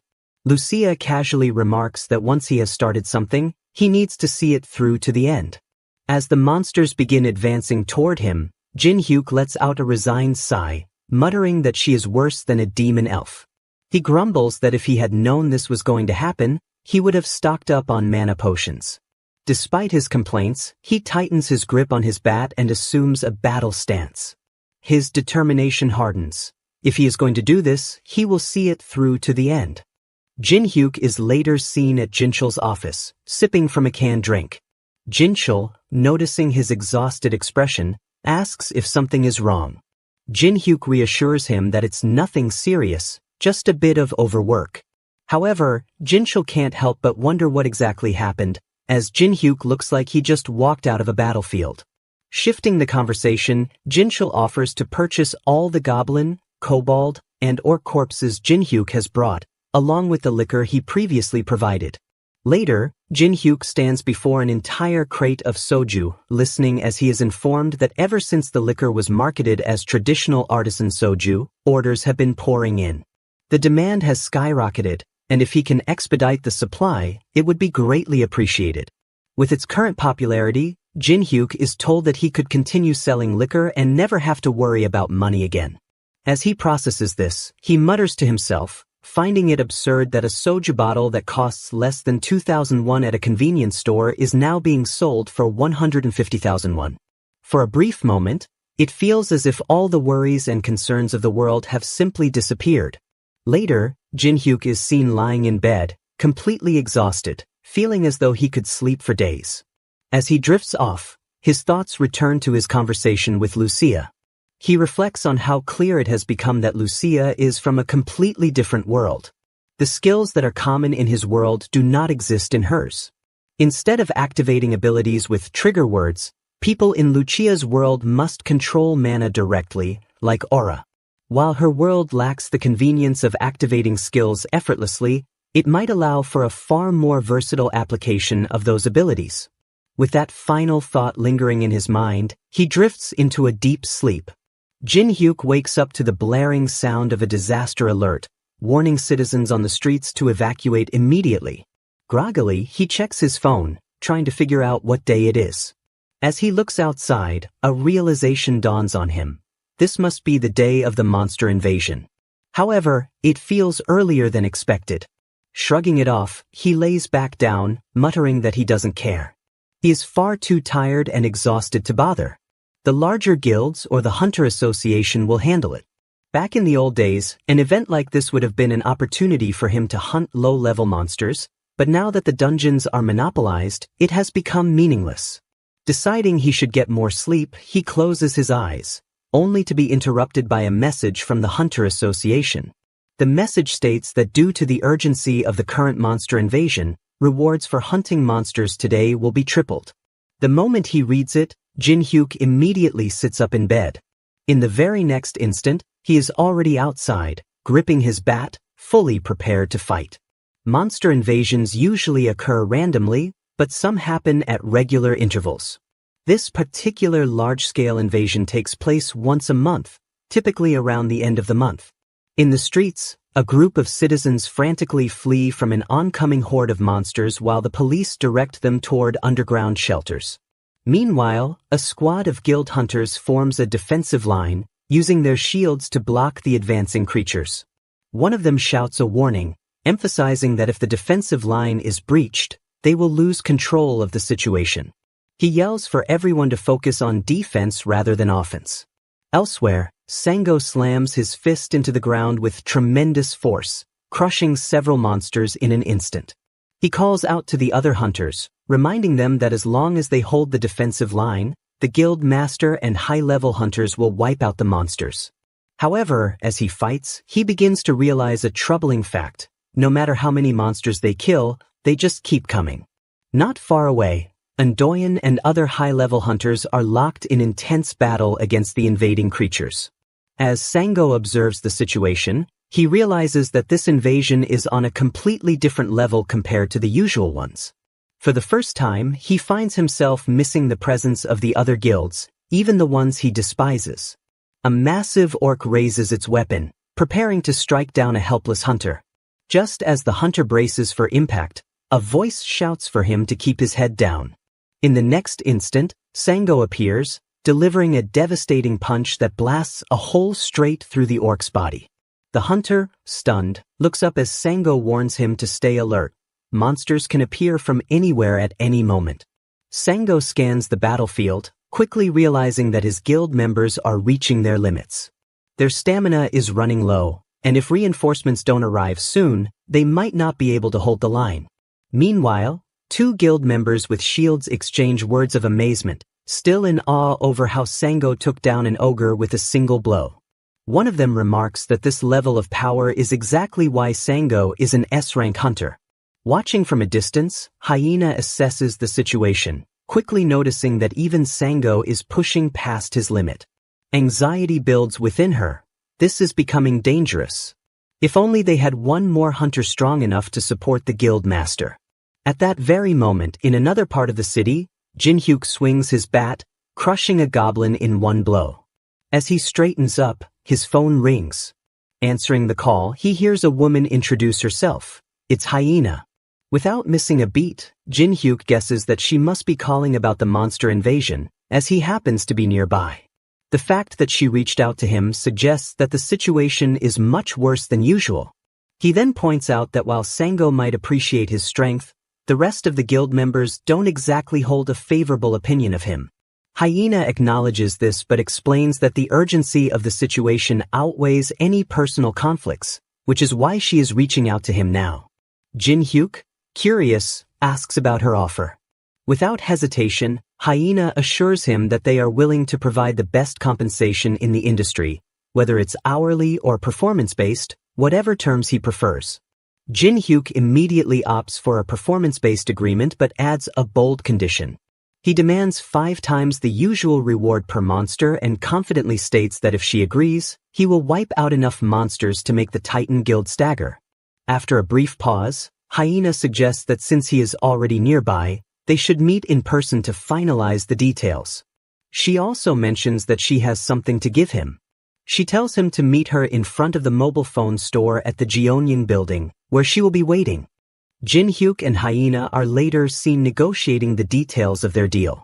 Hyena explains that she can only authorize 4 times the standard rate, anything beyond that is out of her authority.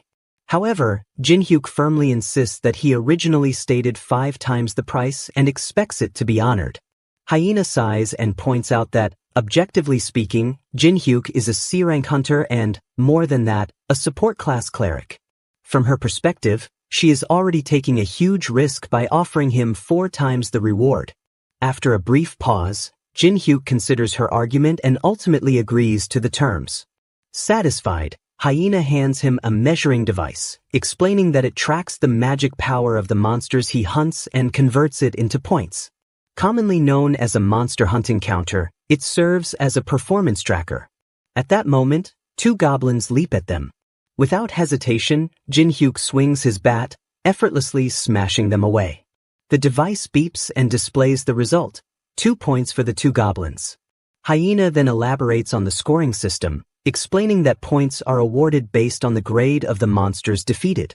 She adds that the current average score for hunters fighting on the front lines is 82 points.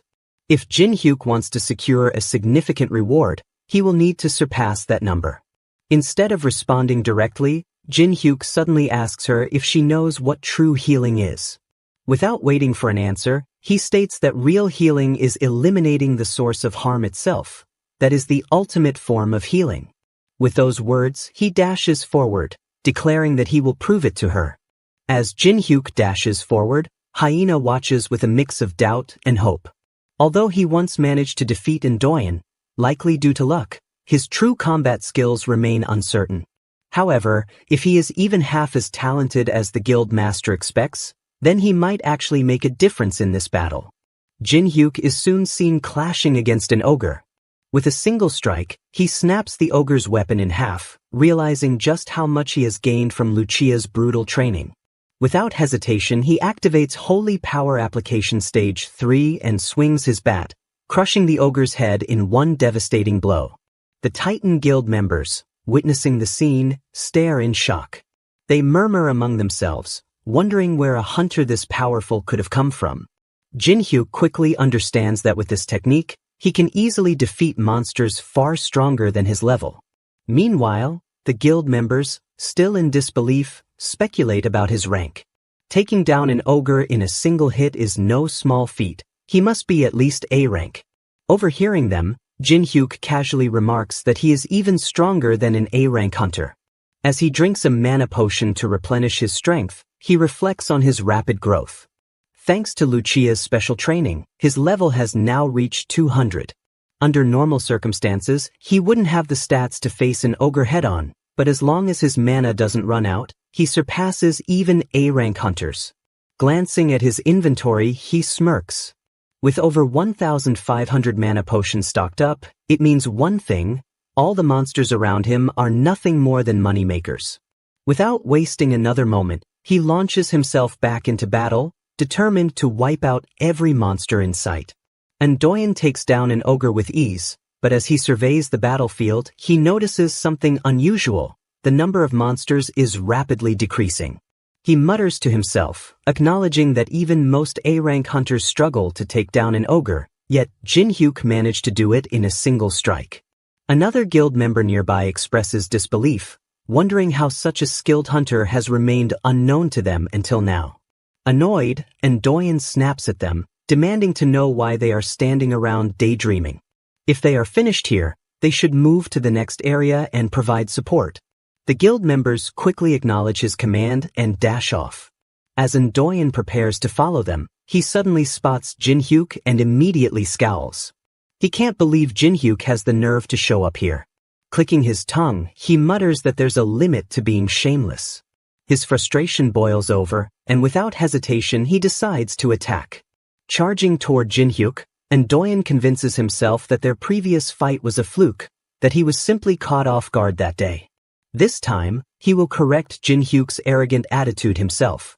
However, just as he closes in, Jin-hyuk casually raises his bat and points it at him.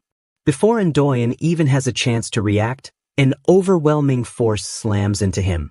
The impact sends him flying backward, crashing onto the ground. He struggles to move, realizing that he can't even stand up from the single hit. Meanwhile, Sango faces a massive bull-like monster, his breathing heavy. His mana is nearly depleted, and he knows this is bad timing. The Minotaur lowers its head, preparing to charge. In an instant, Jin-hyuk appears. Leaping high into the air, he uses Sango's shoulder as a springboard to propel himself even higher. With precise timing, he grabs hold of the Minotaur's massive horns and twists its head downwards as he lands, slamming the monster into the ground with a devastating impact. Sango watches the scene unfold, stunned. A hunter who only recently reached C rank just took down a Minotaur. As he processes what he just witnessed, a realization dawns on him. His judgment about Jin-hyuk was right all along. Jin-hyuk looks at the fallen Minotaur and asks Sango if he can finish it off. Sango, still catching his breath, nods and tells him to go ahead. After all, Jin-hyuk was the one who brought it down.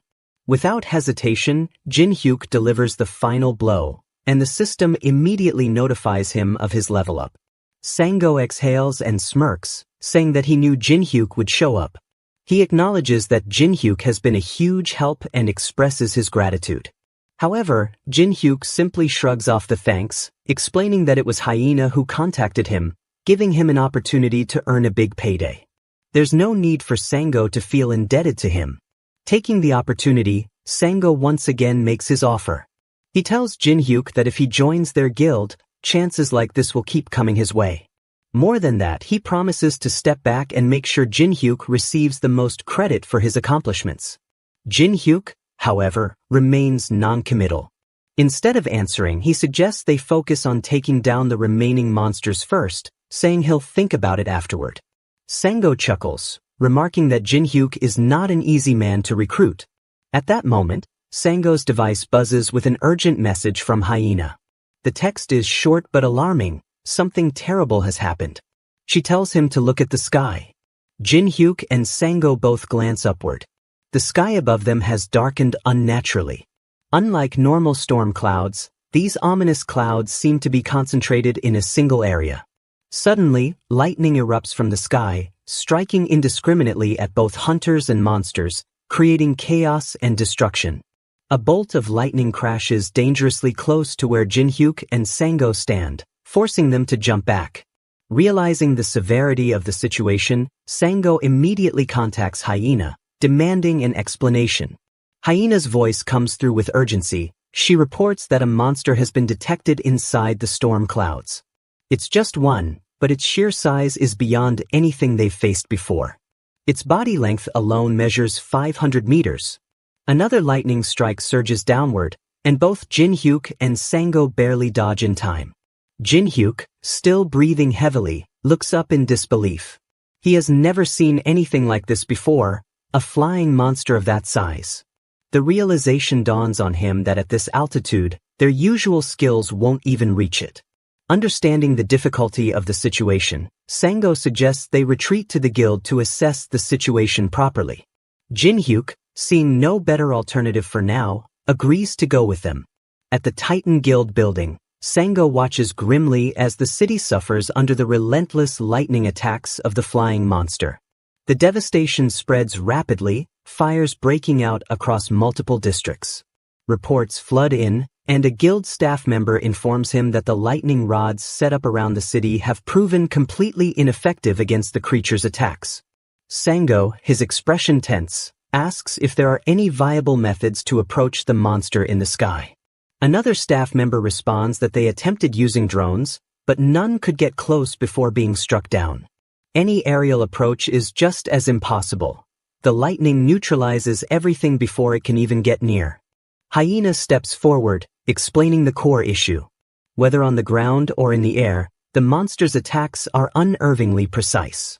It strikes down anything within a 1 kilometer radius with near-perfect accuracy. Sango crosses his arms, his brows furrowed.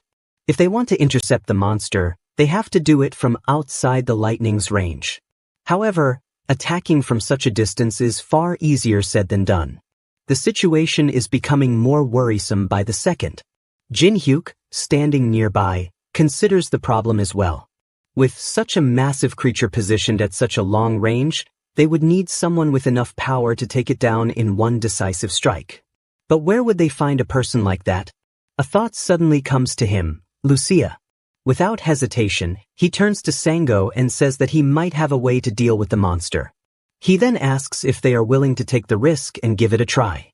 Sango stands tall at the front of a big meeting room, facing a group of important hunters and top leaders from the Titan Guild. The air feels heavy, everyone's on edge because things are getting serious. One of the guild executives, a sharp-eyed guy named Han Yongsuk, leans forward in his chair, looking doubtful. He asks Sango if he really trusts this guy Jin-hyuk. He calls Jin-hyuk a lowly C-rank cleric, like he's not worth much, and says he's surprised Sango's pinning their hopes on someone like him. Yongsuk admits they're running out of good options, but he still didn't expect Jin-hyuk to be the one with a plan. Another guild member jumps in, trying to offer a different idea. He says Sango's special skill can hit anything within 300 meters. If Sango could just get close enough to the monster, maybe sneak in somehow, there's no way it could survive one of his attacks. It'd be over in a single blow, he says, sounding hopeful. Sango doesn't even flinch. His face stays serious as he shuts the idea down fast. He reminds everyone that he already explained this in the briefing. If anyone gets within 1 kilometer of this monster, it'll lock onto them and strike with perfect aim. No mistakes, no misses. He looks at the guild member and asks if they really think he'd claim there's a solution without having a solid plan in mind. His voice is firm, like he's daring anyone to question him again. The guild member's face turns red. He stammers an apology, realizing he spoke out of turn, and quickly sits back down, keeping quiet. Then Hyena, Sango's secretary, speaks up with another worry. She says maybe their best bet is to hold off and wait for backup from a group called Geishia. Sango shakes his head right away, cutting her off.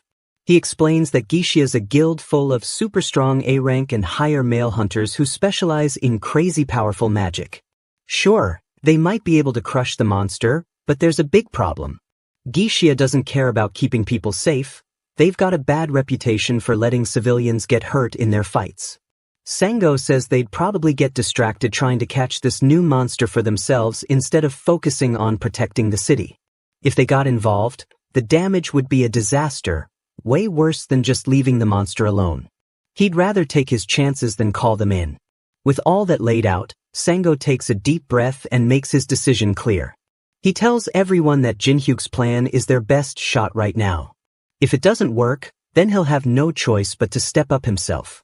He'd risk his own life, get close to the monster, and take it out with his own hands. The room goes quiet, everyone knows he means it. Meanwhile, across town, Jin-hyuk steps out of his apartment building with Lucia right behind him. He looks at her and thanks her for agreeing to help out. He knows having her on his side could be the key to winning this fight. Lucia just shrugs, acting like it's no big deal. She says she didn't have much going on anyway, so she figured she might as well tag along and help. Then she flashes a big, playful grin and reminds him of their deal. She's expecting a huge pile of sweet snacks from his world as her reward. She's already dreaming about all the chocolate and candy she'll get to eat. Suddenly, Lucia scrunches up her nose and makes a face. She complains that the air in Jin-hyuk's world stinks, like it's so bad it's shaving years off her life every time she breathes. She turns to him, genuinely curious, and asks how he even survives living in a place with such awful air. Jin-hyuk lets out a tired sigh and says he doesn't really have a choice. It's just how things are here. He doesn't want to get stuck on that topic, so he changes the subject. He asks her straight up if she's sure she can take down this monster they're facing. Lucia doesn't even hesitate. She says she's so good she could hit it with her eyes shut. It's a giant target, after all, how hard could it be? She sounds totally relaxed, like it's just another day for her. Jin-hyuk's not so sure, though. He frowns and tells her this isn't some random beast. It's the monster Leviathan, a level 300 nightmare. That's the strongest thing anyone's ever seen in history. He asks again, more serious this time, if she really thinks she can beat something that tough. Lucia stays calm and says yeah, she can handle it, but she's going to need his help. She explains that if she goes all out with her power, the area around them won't hold up. Buildings will crumble, streets will crack, it'll be a mess. If Jin-hyuk doesn't want the whole place turned into a pile of rubble, he's got to step up and do his part to keep things under control. Jin-hyuk's eyes widen as he realizes how serious this could get. He pulls out his phone and calls Sango right away. When Sango picks up, Jin-hyuk warns him that if they take down the Leviathan, the fallout's going to wreck the buildings nearby. He asks if Sango's got a plan to deal with all that damage afterward. Sango doesn't miss a beat. He tells Jin-hyuk not to worry about it, just focus on beating the monster. He promises he'll take care of everything else once it's over. His voice is steady, like he's already got it all figured out. With Sango's words putting his mind at ease, Jin-hyuk turns back to Lucia and gives her a quick nod, signaling that it's time to get moving. But Lucia's already one step ahead. She's got her bow raised, golden aura swirling around her like a storm waiting to break loose. She smirks at him, her power growing stronger by the second, almost like she's teasing him to hurry up and keep pace with her. Jin-hyuk takes a deep breath, steadying himself. He focuses hard and summons a huge holy shield behind her, planting his feet firmly to brace for what's coming. In a flash, Lucia lets her arrow fly. It's glowing bright with pure aura and shoots through the air so fast it's almost a blur. The second it leaves her bow, a massive shockwave explodes outward, rattling everything around them. Jin-hyuk stumbles but manages to stay standing, his shield soaking up most of the blast's force. The monster Leviathan doesn't even have time to blink. 2 aura-charged arrows slam into its gigantic body, tearing right through it. The creature's torn clean in half, and both pieces come crashing down from the sky, landing with earth-shaking thuds on either side of the battlefield. For a moment, everything goes quiet. The Titan Guild members, who'd been fighting tooth and nail against the Leviathan just minutes ago, stand there with their mouths open, too shocked to move. They can't believe what they just saw, something that's strong, gone in an instant. Even with Jin-hyuk's holy shield blocking most of the shockwave, the top floor they're standing on takes a beating. Cracks spread across the ground, and dust swirls in the air as bits of debris settle around them. Lucia lowers her bow and clicks her tongue, looking a little let down. She mutters that the monster was weaker than she expected. It couldn't even handle her full strength. Jin-hyuk, still catching his breath, shakes his head and lets out a small laugh. She's right. The Leviathan was a big deal, but Lucia? She's something else entirely. He smirks and admits out loud that she's way too powerful for this world.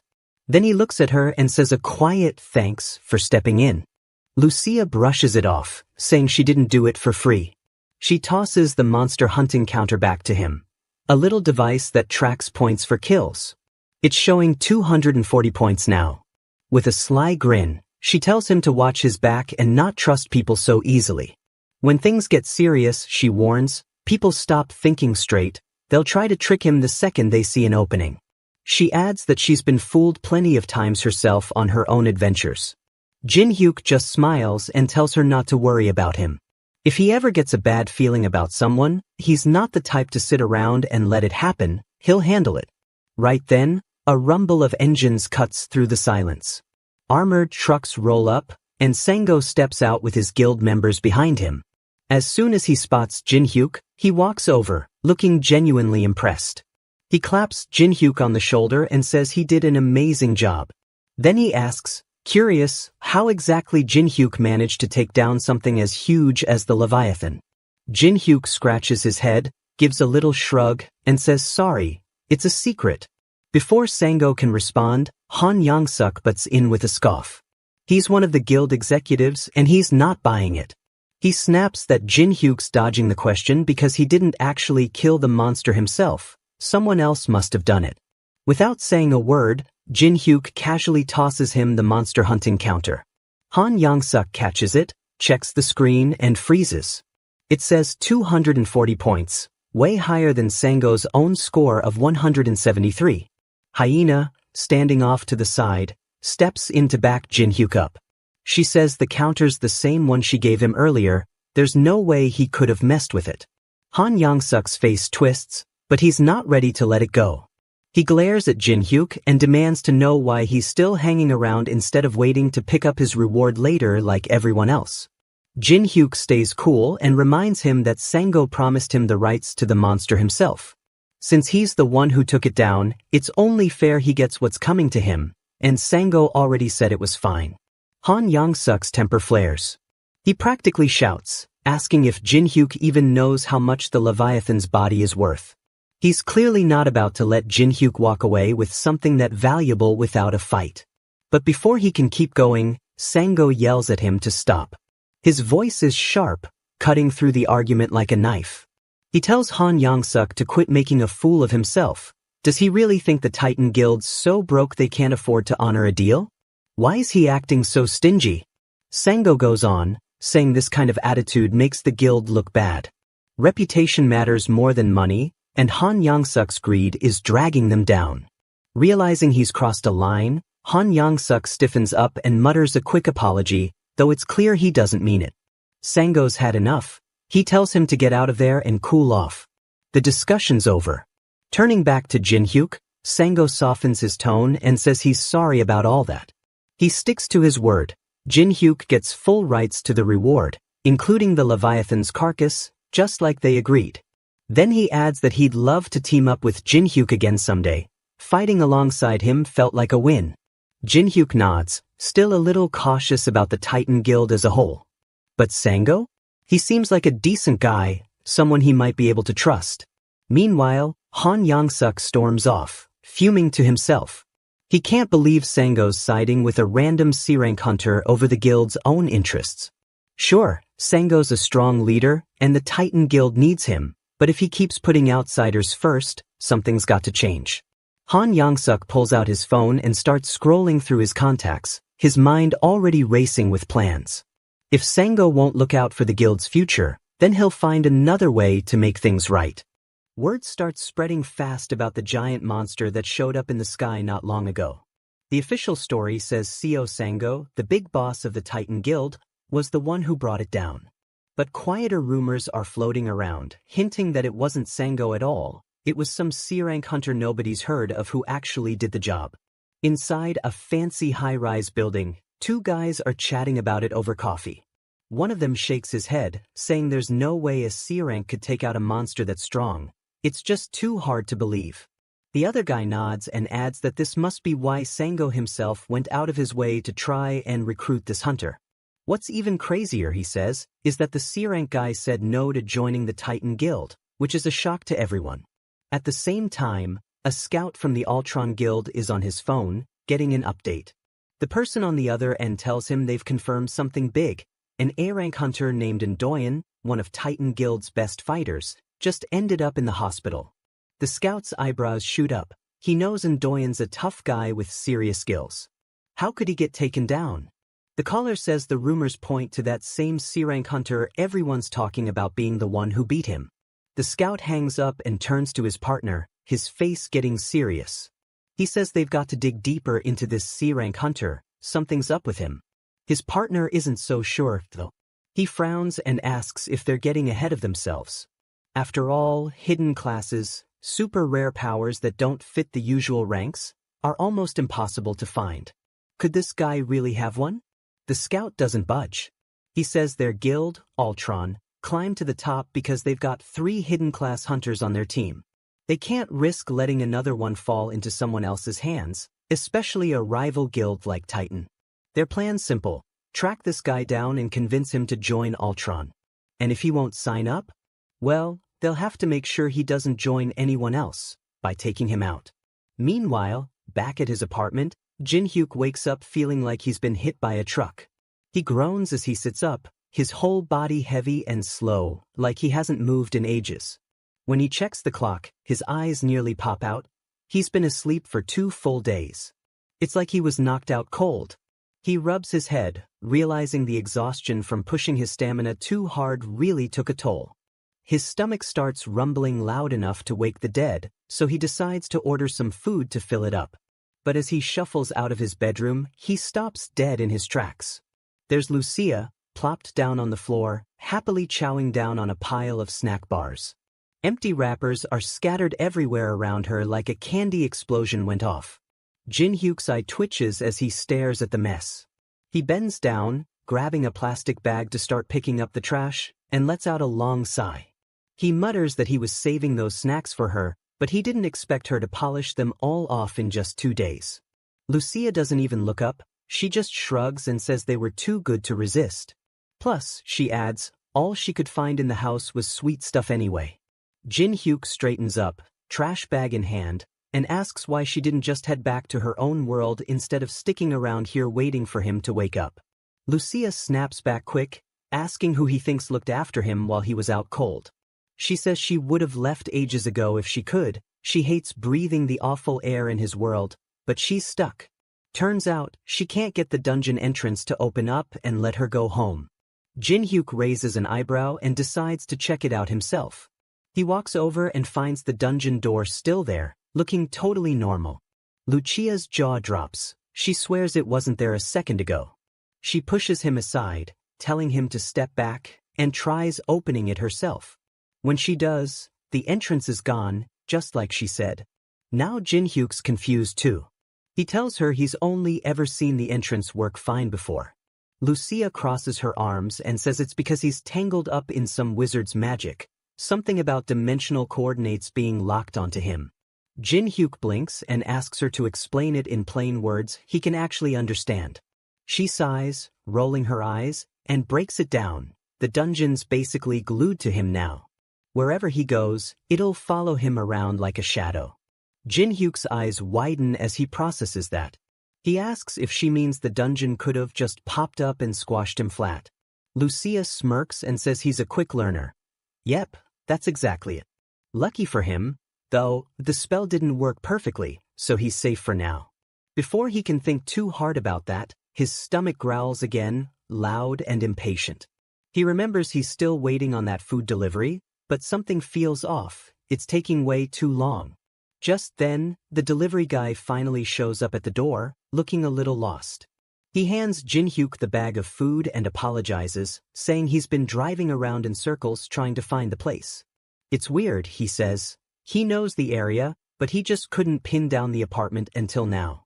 Jin-hyuk's suspicion kicks in as he takes the food, but he brushes it off for the moment. He turns to Lucia and calls her over to eat with him. She hesitates, narrowing her eyes, and asks if it's more sweet stuff. He laughs and promises it's not, it's savory, and he's sure she'll like it if she gives it a shot. As Jin-hyuk and Lucia dig into their meal, Lucia casually mentions something while chewing. She says she cast a little spell, a recognition suppression spell, on the apartment while he was asleep. It's a basic trick, she explains, but it works like a charm. It makes the place super hard to find, so hard that even Jin-hyuk wouldn't have been able to spot his own home if he'd stepped outside. She leans back, looking pleased with herself. Jin-hyuk stops eating, his chopsticks frozen halfway to his mouth. He blinks at her and asks why she'd bother doing something like that. Lucia shrugs and says that while he was knocked out, all kinds of weird people kept showing up at the door. They were throwing around names like Guardian and Ultron. She guesses there's some kind of hunter groups or guilds, but she's not really sure what that means. They were so loud and annoying, she says, that she decided to zap them with the spell to keep them away for good. Jin-hyuk's forehead wrinkles as he frowns, wondering why big-time guilds like that would be sniffing around his place. He grabs his phone and starts scrolling through the news to figure out what's going on. His eyes widen when he sees the headline, "New Giant Monster Defeated by C-Rank Hunter Jin-hyuk." There's even a blurry video making the rounds online, showing the fight. He mutters to himself that the officials were supposed to keep this quiet with a gag order, but clearly, nobody's bothering to enforce it. Lucia tilts her head, noticing he's stopped eating. She asks what's wrong, and Jin-hyuk sighs, saying he's got a problem, a big one. The issue, he admits, is that he's doing too well. He's starting to feel greedy, piggybacking off Lucia's skills to claim rewards and fame he didn't expect. He glances out the window, imagining guild scouts prowling around, trying to track him down. The hunter world's brutal. He knows, everyone's so protective of their turf that when someone new and strong pops up, they'll do whatever it takes to knock them down. He's in hot water now, especially after claiming that monster's corpse, but there's no use crying over it. What's done is done. He turns to Lucia and tells her to grab her stuff if she's finished eating. They're heading back to the dungeon. His plan's clear. He needs to get stronger, fast. If he levels up more and uses the Leviathan corpse he snagged, he can craft some seriously powerful gear. That way, no hunter or guild will dare mess with him. As he's talking, a shadowy figure in a pullover hoodie stands on a rooftop nearby, watching silently. Later, Jin Hyuk's at the dwarf workshop, standing next to a gruff little craftsman who's inspecting the Leviathan's head. The dwarf scratches his beard and says it's been ages since he last saw a beast this big. Then he squints at Jin Hyuk and asks why he only brought the head. What happened to the rest of it? Jin Hyuk rubs the back of his neck and tries to explain that the body got too banged up to use. Lucia, standing nearby, pipes up and says it's because the monster was too weak. Her arrows shredded it like paper. The dwarf snorts and shakes his head, telling Lucia she's got no clue how valuable that monster's parts are. He grumbles that this is exactly why he can't stand elves. They're too reckless. That sets Lucia off, and soon the two of them are bickering like kids, trading jabs back and forth. Jin Hyuk steps in, raising his hands to calm them down, and asks the dwarf if he can still make something useful out of what's left of the corpse. The dwarf huffs, looking at Jin Hyuk like he's clueless. He says Jin Hyuk doesn't even know what he's holding onto and tells him to wait a sec. The dwarf reaches out and touches the Leviathan's head. Sparks of lightning suddenly crackle around his hand. Then he shouts that the monster's still alive, sort of. Before Jin Hyuk can ask what he means, the dwarf stabs into the head with a tool and pulls out a glowing, pulsing orb. Jin Hyuk stares at it, wide-eyed, and asks what the heck it is. The dwarf grins and explains it's the Leviathan's lightning organ, the part that let it shoot bolts of electricity. He says if Jin Hyuk enchants this orb into his orichalcum bat, he'll be able to fire lightning whenever he wants. Jin Hyuk's jaw drops, and he asks what it'll cost him. The dwarf waves him off, saying there's no charge this time. But then he leans in and adds that if Jin Hyuk really wants to help, he should get Lucia out of there. Her presence is throwing off his vibe, and nothing will go right with her around. Lucia's face turns red with anger. She grabs her bow, aims it right at the dwarf, and threatens to put an arrow through his skull. Jin Hyuk jumps in fast, trying to smooth things over. He tells her the dwarf's probably just stressed about the big enchantment he's about to do, nothing personal. To cool her down, he promises to buy her the best sweets he can find. That seems to work, though she still glares at the dwarf as they leave. Later, Jin Hyuk's trudging home with two packages tucked under his arms. One's his upgraded bat, and the other's a bag stuffed with candy for Lucia. He mutters to himself that she's like some sugar-crazed ghost who'd haunt him if she didn't get her fix. Seriously, he thinks, a normal person would keel over from all that sugar. She's got to be immune or something. But then he stops walking. His joking mood fades as a chill runs down his spine. Ever since he started using aura, his senses have gotten sharper, way sharper. And right now, he can feel it. Someone's following him.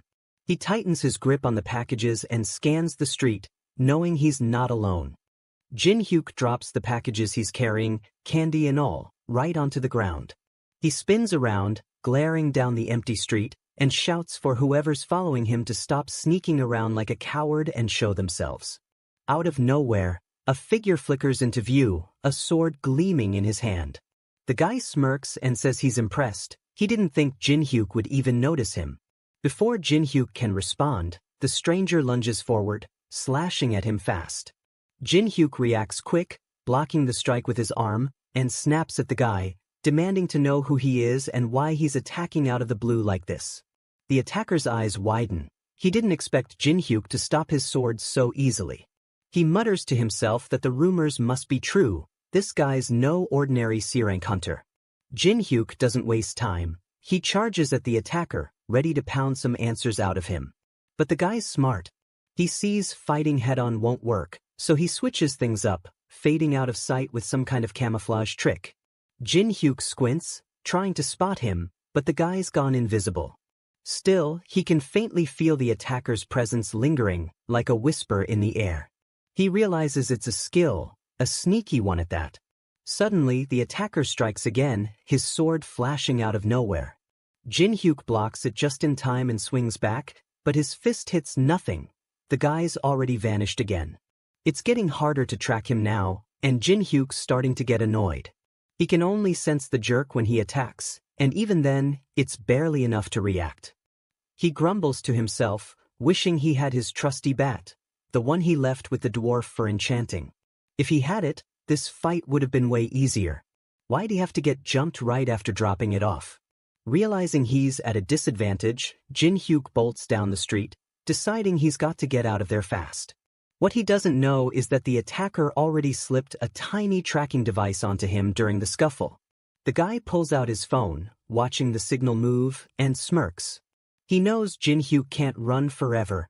Eventually, he'll slip up and be alone, and that's when he'll finish him off.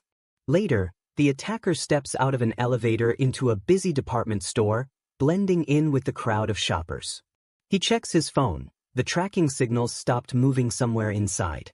He thinks for a second, narrowing it down, and figures there's only one spot nearby where Jin-hyuk might be by himself, the restroom. He heads that way, activating his camouflage skill again to stay hidden. Inside the restroom, he's ready to end this once and for all. He kicks the door open hard and stabs forward with his sword, aiming for where he thinks Jin-hyuk's standing. But instead of hitting flesh, his blade slams into the wall, and there's the tracking device, stuck right to it. His stomach drops as he realizes it's a setup. Before he can turn, Jin-hyuk steps out from behind the door, gripping his newly enchanted bat. He grins and says there's no disappearing in a cramped space like this. He swings the bat hard, and the attacker barely dodges, leaping back just in time. The guy swings his sword in return, but Jin-hyuk sidesteps, grabs his arm, and slams him down onto the tile floor with a loud thud. Pinning him there, Jin-hyuk presses the bat against the attacker's neck and warns him to spill everything, why he's trying to kill him, or he'll smash his head in. The attacker gasps, holding up his hands, begging Jin-hyuk to hold off. A small, under construction, "Do not enter" sign hangs crookedly on the restroom door outside. Nearby, a dad's talking to his little boy, explaining they can't go in because it's closed. The kid whines that he can't wait any longer, pushes the door open anyway, and tells his dad to keep watch while he runs in quick. The boy freezes when he steps inside, wide-eyed at the sight of Jin-hyuk about to hit the pinned attacker. Jin-hyuk glances over. This is exactly why he put up that sign, hoping to keep people out. He yells at the kid to get out of there, saying it's dangerous. But the attacker sees his chance. While Jin-hyuk's distracted, he unleashes a burst of fire from his hands, aiming right at him. Jin-hyuk twists away, dodging the flames, but the guy follows up with another fiery blast. Jin-hyuk throws up his holy shield fast, blocking the attack while shoving the boy behind him to keep him safe. Smoke fills the tiny room, and in the chaos, the attacker scrambles to his feet and bolts for the door. As he runs, he mutters to himself that his bosses only told him to grab some materials from a new monster. Nothing fancy, just a simple job. But now that it's gone south, he decides to cut his losses and slip away, figuring he'll get another shot later. Or so he hopes. Before he can make it out, Jin-hyuk's on him in a flash. He swings his bat with everything he's got, smashing it into the attacker's back. The blow lands hard, too hard. The guy crumples to the ground, lifeless. Jin-hyuk stares down at him, breathing heavy, realizing he lost control and went too far. It's his first time killing someone, and a sick feeling twists in his gut. A glowing system screen pops up in front of him, cold and emotionless. It says his karma's gone up because of the murder, and the disgust hits him even harder. But then it adds that since the killing was justified, self-defense, the villain title won't be slapped on him. Still, there's a catch. His cleric skills are tainted now, corrupted by what he's done.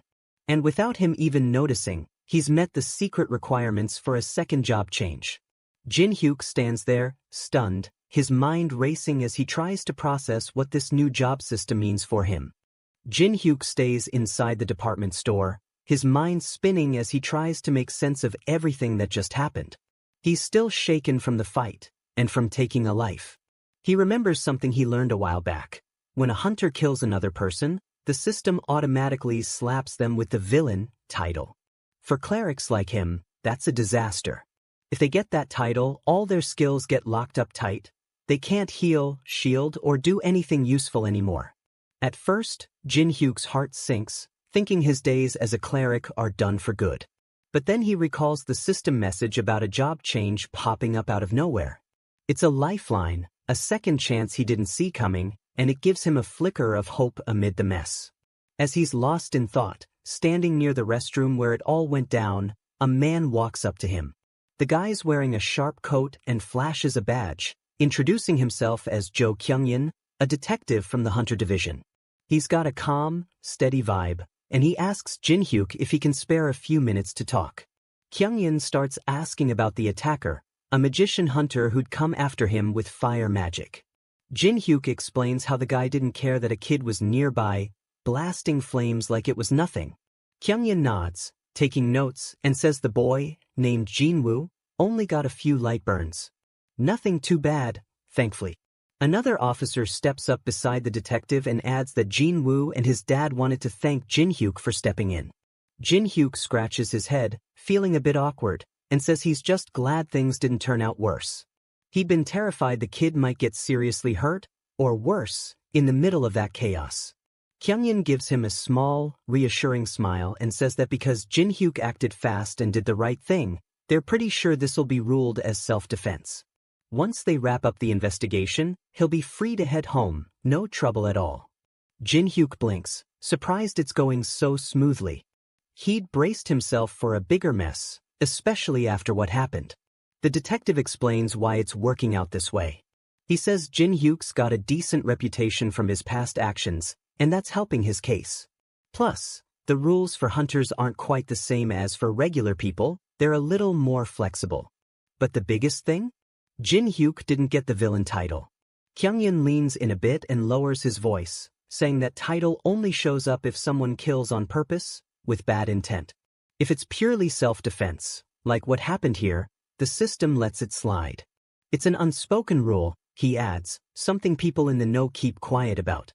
Kyungin's eyes lock onto Jin-hyuk's, and he makes it clear, as long as Jin-hyuk doesn't go blabbing about this little detail, there won't be any legal headaches. If word gets out, though, it could stir up trouble for the authorities, and they'd rather avoid that. Jin-hyuk gets it right away. He nods and promises he'll keep his mouth shut. He's not about to spill secrets and make life harder for himself or anyone else. Before sending him off, Kyungin pulls a small gadget from his pocket and hands it over. He says it's a safety thing, a monitoring device. It's set to ping the Hunter Division if Jin-hyuk says any of 3 specific words: murder, villain, or self-defense. Kyungin's tone stays light but firm as he explains that as long as Jin-hyuk steers clear of those words and doesn't talk about today's lesson, everything'll be fine. He pats Jin-hyuk on the shoulder and tells him to go home, get some rest, he's earned it. Jin-hyuk thanks him quietly, tucks the device in his pocket, and heads out, still feeling the weight of it all. Once he's gone, Kyungin's partner, a younger officer with a skeptical look, crosses his arms and says Jin-hyuk doesn't seem like your average C-rank hunter. Kyungin nods slowly, agree. He points out how Jin-hyuk blocked a wild flame storm without taking much damage, all while keeping a kid safe. On top of that, he took down a high-level magician hunter single-handedly. That's not normal C-rank stuff. Those rumors about him having extra power might actually be true. Kyungin sighs, hoping Jin-hyuk doesn't let it go to his head and turn reckless. If he plays it smart, he could be someone worth counting on down the road. Back at home, Jin-hyuk's alone, staring at the glowing system screen hovering in front of him. It's showing something new. His class has shifted to Inquisitor, a rare hidden class he'd always dreamed of getting someday. But he never imagined it'd happen like this, tied to a fight he didn't want. Still, the idea of a hidden class sparks something in him. It's powerful and he's curious. He decides the best way to figure out what it can do is to test it out for real, in a fight where he can push its limits. He heads to a nearby dungeon, stepping into the dim, rocky tunnels with a mix of nerves and excitement. A goblin lunges at him, swinging a rusty blade, and Jinhyuk blocks it with just his arm. No shield, no bat. The attack bounces off like it's nothing, and he freezes for a second, stunned at how easy that was. That's when it clicks. His old cleric skills have morphed into something new. They used to be all about healing and helping others, but now they're focused on protecting himself. The screen pops up again, breaking it down for him. His heal and cure abilities are gone, replaced by a skill called Hardened Skin. It toughens him up, cutting down the damage he takes from hits. He's also got a new one called Status Resistance, which makes him harder to knock out with stuff like poison, sleep, or stuns. Jinhyuk runs a hand through his hair, piecing it together. His skills might look different now, but deep down, they're still about keeping him in the fight, just in a tougher, more defensive way. He takes a deep breath, ready to see how far this Inquisitor class can take him. Jinhyuk stands in the dungeon, feeling tougher than ever with his new skills. He swings his fist at a goblin charging toward him, and it flies back like it's nothing, no sweat at all. His old Holy Aura skill, the one that used to glow around him in fights, is gone now. But instead, he's got something called Fighting Spirit. It's a cool trick that turns his will to fight into a kind of energy he can feel buzzing around him. Then there's his Holy Shield. It's been swapped out for Defense Charge. This new skill lets him rush forward like a tank, smashing through anything in his way with a wall of protective power. To try it out, he spots a group of goblins huddled together. He takes a deep breath, focuses, and charges right at them. They scatter like bowling pins, knocked aside easily. Jinhyuk grins. These new abilities are all about soaking up hits, pushing forward, and shrugging off nasty effects like poison or dizziness. He's built like a fortress now. After testing how well he can fight, Jinhyuk glances at the glowing system screen floating in front of him. It's showing off another new skill, Discernment. This one's interesting. It lets him see how much karma someone's carrying, like a number that shows how much bad stuff they've done. The screen says it's at level C right now, which means he can look at people and see their karma as a clear digit above their heads. Ever since he got this skill, he's been noticing little numbers popping up over everyone he passes. Curious, he pulls out his phone, flips on the camera, and aims it at himself. Above his own head, he sees the number 64. He scratches his chin, wondering how useful this will be for figuring out who's good or bad. Does a higher number mean someone's more rotten? He's not sure yet, but it's got him thinking. Then there's another skill tied to discernment called Judgment. This one's a game changer. It boosts his strength and adds extra perks when he's up against someone with a lot of karma. Basically, the worse the bad guy, the tougher Jinhyuk gets in a fight. It clicks in his head. His new Inquisitor class is all about tracking down and taking out evildoers. That's what it's made for, punishing the wicked. Still, he's a little thrown off by how blunt it is. A skill that flat out rewards him for fighting villains? It's almost too perfect, and it makes him wonder what he's gotten himself into. Later, Jinhyuk swings by the dwarf's workshop to pick up his upgraded weapon. The dwarf hands him his bat, now sparking with little jolts of electricity. He explains that it's enchanted with lightning power and can hold up to 3 charges. Each charge takes about 30 minutes to refill, so Jinhyuk's got to use them wisely. Jinhyuk's eyes light up, he's pumped to try it out. He asks how it works, and the dwarf points to a scruffy kobold tied up in the backyard. The little monster was caught sneaking around, trying to swipe stuff from the shop. The dwarf suggests Jinhyuk test the lightning on it, like a practice dummy. Jinhyuk grips the bat and asks if he's got to say some fancy spell to make the lightning shoot.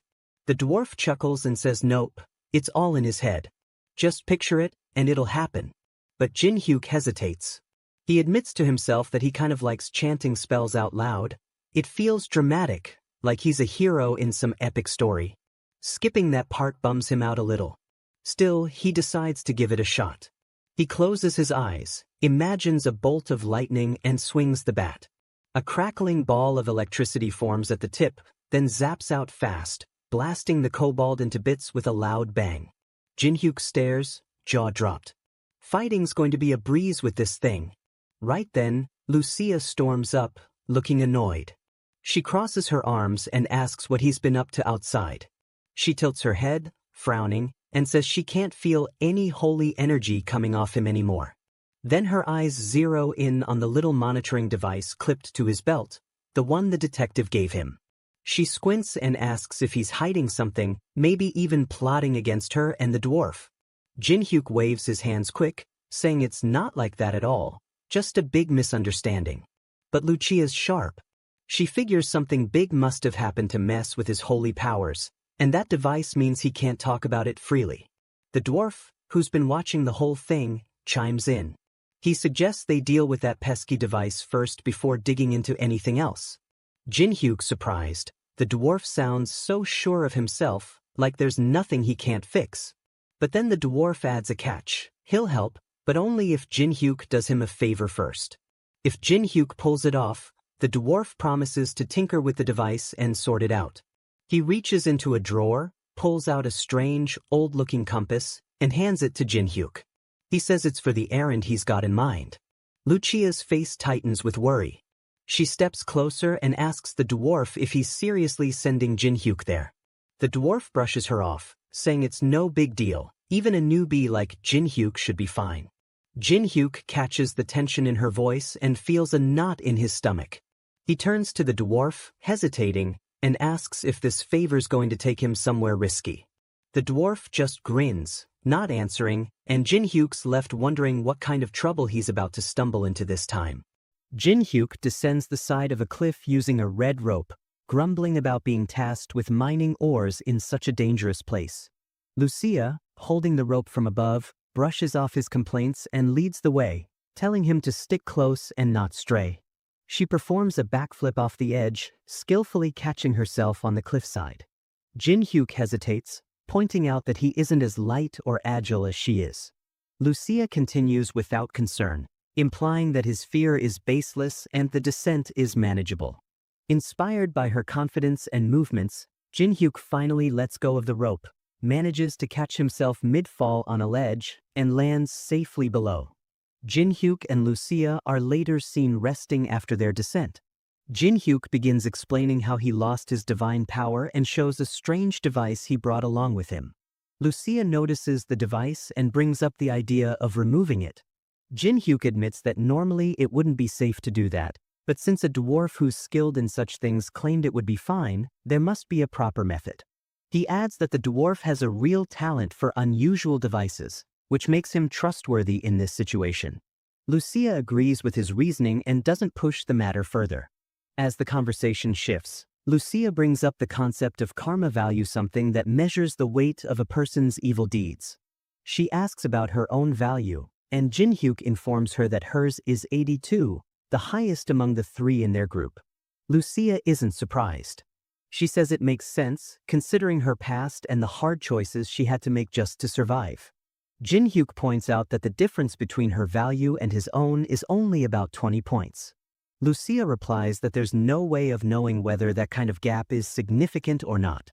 Lucia then shares a bit about the world she came from. She says there were saints there, individuals gifted with the ability to see good and evil with just a glance. Jin-hyuk replies that he's nothing like a saint. Lucia clarifies that she wasn't calling him one, only that such people existed where she came from. She then says they should analyze his abilities first.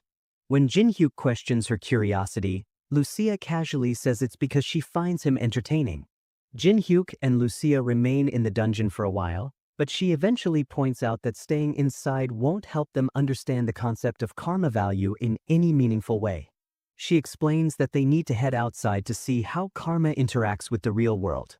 She also reassures Jin-hyuk that if he's worried about being attacked outside, she will take responsibility for protecting him. Jin-hyuk thinks carefully about what to do next. He remembers that he was supposed to carry out a task for the dwarf, something he promised to handle. However, his curiosity about his newly gained ability is stronger, and he feels it's important to explore it further. Though he feels a bit guilty about postponing the dwarf's request, he decides to go along with Lucia's suggestion. To prepare for their departure, Jin-hyuk pulls out a small return stone. He explains that this stone allows him to teleport back to a specific location, as long as there is a larger, fixed return stone placed at the destination beforehand. The large return stone stays at the original location, while the smaller one must be carried. When activated, The small stone brings the user back to the spot where the larger stone is set. As soon as they finish preparing, a portal suddenly appears in front of them. They step through it together, and the system interface immediately responds by showing that Jin-hyuk's karma value has increased. Later, the two of them are seen at a small CAF, sitting at a table and having drinks. Jin-hyuk glances around and comments on the way people seem to be staring at them. He mentions Lucia's unusual outfit and asks if she's properly using her camouflage magic. Lucia casually assures him that her clothes are hidden by magic and that there's no need to worry. However, Jin-hyuk still notices the attention they're attracting and finds it hard to believe that everything is hidden as well as she claims. Lucia then jokes that maybe people are staring because she didn't hide her beauty. With that said, she shifts the conversation back to the main topic, Jin-hyuk's new ability. Jin-hyuk explains that the karma system appears to track a person's actions, especially the negative ones. From what he has observed, karma increases whenever someone does something considered morally or socially bad. For example, his own karma value went up by 1 simply because he didn't follow through on his promise to the dwarf. He also notes that directly harming others causes the value to rise, but if the harm is done with mutual agreement, it doesn't seem to count as negative in the system's eyes. He admits that the full details aren't clear yet, especially what exactly defines a high or low karma value. But from what he's learned, anyone with a karma value over 200 is automatically labeled a villain by society and becomes recognized as such by the system. Lucia eventually brings up the question of why someone would care about the karma value reaching over 200. Jin-hyuk explains that if a person kills someone whose karma is over that threshold, it doesn't count as murder. The system sees it as self-defense or an act of justice, so there's no penalty. Lucia reflects on that, realizing that both she and the dwarf haven't even reached a karma value of 100 yet. She comments that finding someone with a value higher than 200 might be difficult. Jin-hyuk agrees, mentioning that he has been quietly observing people for a while now but hasn't come across anyone with a karma level that high. He then tells Lucia that they need to go somewhere known for attracting dangerous people, places where individuals with high karma values are more likely to gather. As they walk through the city streets, brightly lit even during the night, Lucia glances around in confusion. She wonders why the lights are left on so openly, expecting that it would attract monsters. Jin-hyuk explains that the world they're in isn't like hers. Monsters don't typically wander around cities or attack randomly, so people aren't afraid to light up the streets even at night. As they continue walking, a man approaches them. He compliments Lucia's beauty, then casually mentions an event at his bar. He claims that women as beautiful as Lucia can enjoy 5 cocktails for free. Lucia gives him a cold rejection without hesitation, but before she can walk away, Jin-hyuk stops her and suggests that they take the offer. Since it's free, he says, there's no harm in checking it out. The man eagerly agrees and leads them toward the bar. What Jin-hyuk doesn't immediately say out loud is that he already noticed something suspicious. The system has revealed that the man's karma value is over 300, well beyond the danger threshold. This raises Jin-hyuk's interest, and he decides to play along. Later, the two of them are seen inside the bar. They sit at a small table as drinks are served. Jin-hyuk drinks what appears to be a regular cocktail, but the man now revealed to be the bartender watches him closely. He knows that the drink is laced with a paralyzing poison and waits for Jin-hyuk to lose control. Quietly, he signals 3 men seated in the corner of the bar, who stand up and begin walking toward Jin-hyuk with clear intent to attack. But things don't go as expected. Jin-hyuk suddenly lifts his head with a fierce, focused expression. The system, recognizing the poison and its harmful intent, has automatically neutralized its effect on his body. He remains completely unaffected. As the first attacker approaches, Jin-hyuk doesn't hesitate. He immediately strikes with a clean, powerful punch, taking the man by surprise. The impact of Jin-hyuk's punch sends the first man crashing into the wall, knocking him out instantly. Without losing momentum, Jin-hyuk spins and launches a powerful kick into the second attacker's chest, dropping him to the ground with a heavy thud. Only one of the men remains now. He calmly removes his suit jacket, stretching out his arms as he cracks his knuckles with a loud snap. At the same time, the bartender, watching from behind the counter, shouts at the last man to do something and take care of the situation. The remaining attacker, showing a bit more confidence than the others, steps forward with a smirk. He remarks that Jin-hyuk might have had some fun until now, but this is where it ends.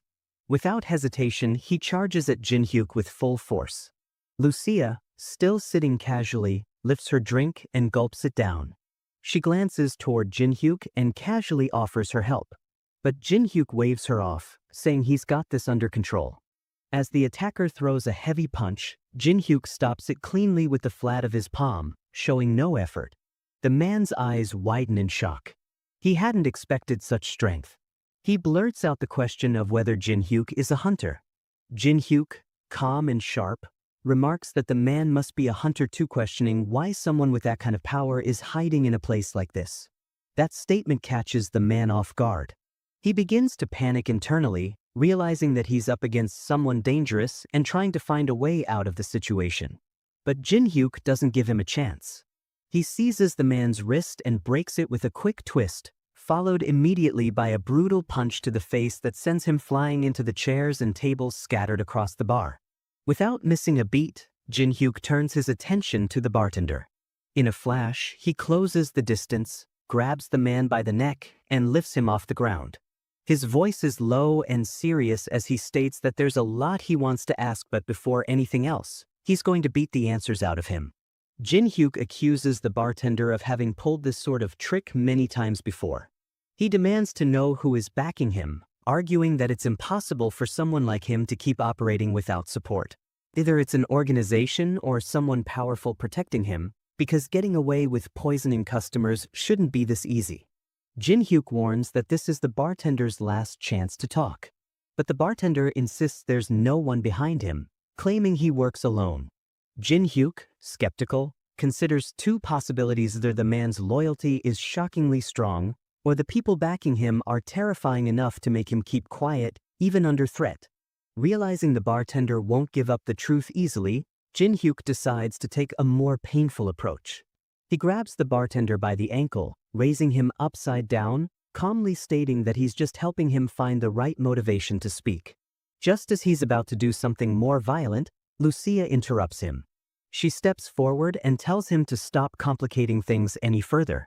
Lucia walks up to the bartender, raises her hand, and releases a soft pulse of glowing magic that envelopes the man, signaling she has a different method in mind. The bartender, still caught in Lucia's spell, begins to speak loudly, his voice trembling with panic. He rambles without control, repeatedly asking if they're from Alton, muttering that if they are, then Titan will massacre everyone. His words come out in bursts, frantic, desperate, and filled with dread. Jin-hyuk narrows his eyes at the mention of Titan, the name confirming the suspicion already forming in his mind. He glances toward Lucia and calmly asks what she did to him. Lucia, unbothered, replies that she simply cast a spell to make confession easier, nothing invasive, just enough to strip away resistance. The bartender continues to spill everything. He insists that Titan can carry out a massacre, speaking with unnerving confidence. Jin-hyuk, trying to understand the logic, scoffs at the idea. The guilds are evenly matched. He says there's no way Titan alone can overpower the others. What could possibly give them that kind of edge? Then the bartender says it, Alon's elixir. The words hang in the air, strange and ominous. Jin-hyuk frowns. He's never heard of it before, but something about it feels wrong. Later, Jin-hyuk and Lucia stand on the rooftop of a tall building, the city lights flickering beneath them. The air is cool, and for a brief moment, everything is quiet. Lucia looks out over the skyline, her voice low as she admits that things are getting more serious than she thought. Jin-hyuk nods. He never expected to get involved with a major guild like Titan, not like this. He now understands what Alon's elixir is. A drug that doubles a person's stats, pushing their strength to terrifying new levels. But the cost of creating it is monstrous. It requires the sacrifice of countless young women. The revelation sickens him. Lucia is clearly shaken as well. She admits that even in her world, she didn't expect to find something so vile here. Then her voice hardens. She speaks of the Queen's Tear elixir, a similar drug in her world. When she was young, someone dear to her was taken and used in its creation. That tragedy pushed her to grow stronger, and years later, after reaching platinum rank, she destroyed the organization responsible with her own hands. Turning to Jinhyuk, she asks what he's going to do. Jinhyuk answers without hesitation. If the elixir is almost complete, then they can't afford to wait. They need to wipe out the enemy before it's too late, before Titan has a chance to use it. Meanwhile, deep within the same bar, a masked man sits in a shadowed room. He speaks into a phone with tension in his voice, reporting that there's been a problem. Park Min-jae is dead. It doesn't look like an internal fight, and he finds it hard to believe that another guild is responsible.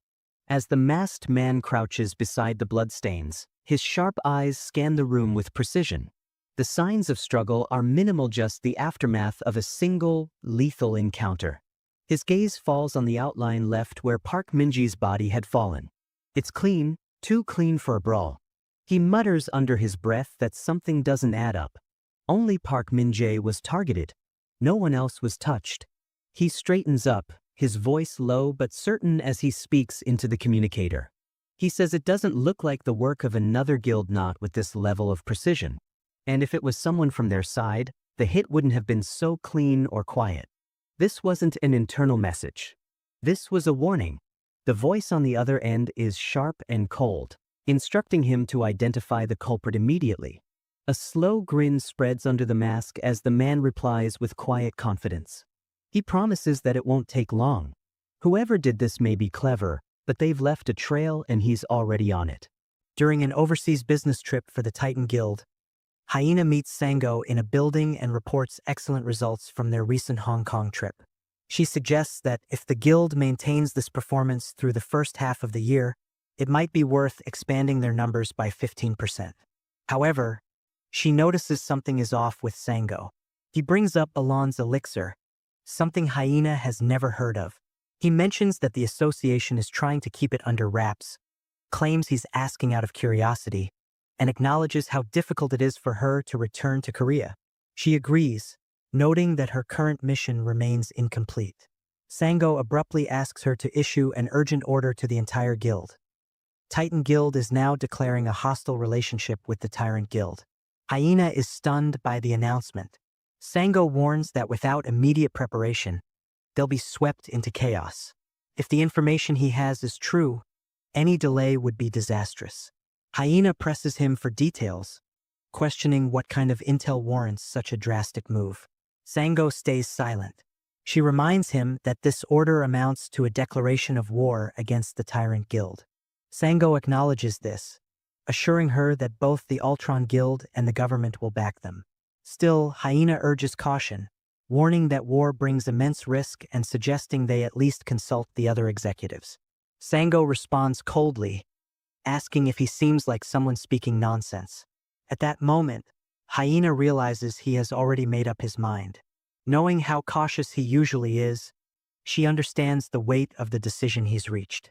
Sango then explains that he understands that she is surprised, but she should first declare this confidentially within the guild and prepare investigators that they will delay the official announcement until later. Jinhyuk is at his home, sitting with Lucia. She looks at him and asks if he has received any news from the trusted person they've been waiting to hear from. Jinhyuk responds that he has, and the person has said that they will contact them again once the investigation team is ready to move forward. Lucia seems a bit relieved and comments that it's good to know there are still some people with a clear head out there. She then adds that if no one had agreed to help, she would have taken matters into her own hands and dealt with it herself, without waiting for others. Jinhyuk then explains that if the people they are dealing with understand what Alon is, then it makes sense that they are acting cautiously. He goes on to ask if Lucia is planning to return to the dungeon. Lucia shakes her head and says that she doesn't plan on returning just yet. She refuses to miss out on all the action and excitement that is happening. She explains that if their opponents are crazy enough to do something like this, it means they are not ordinary people. She warns Jinhyuk that he won't be able to handle such powerful opponents on his own. Jinhyuk agrees with her assessment, acknowledging that he can't take on everything alone. Lucia then tells him that she will help him and insists that they work together to wipe out the people behind this. At that moment, there's a sudden knock at the door. Someone on the other side claims to have a delivery for Jinhyuk. Even though he knows he isn't expecting anything, he feels confused, not knowing who it could be. Outside, a masked man stands nearby holding a magical compass. He is sure that the person who has been hiding in Park Minji's blood is close by.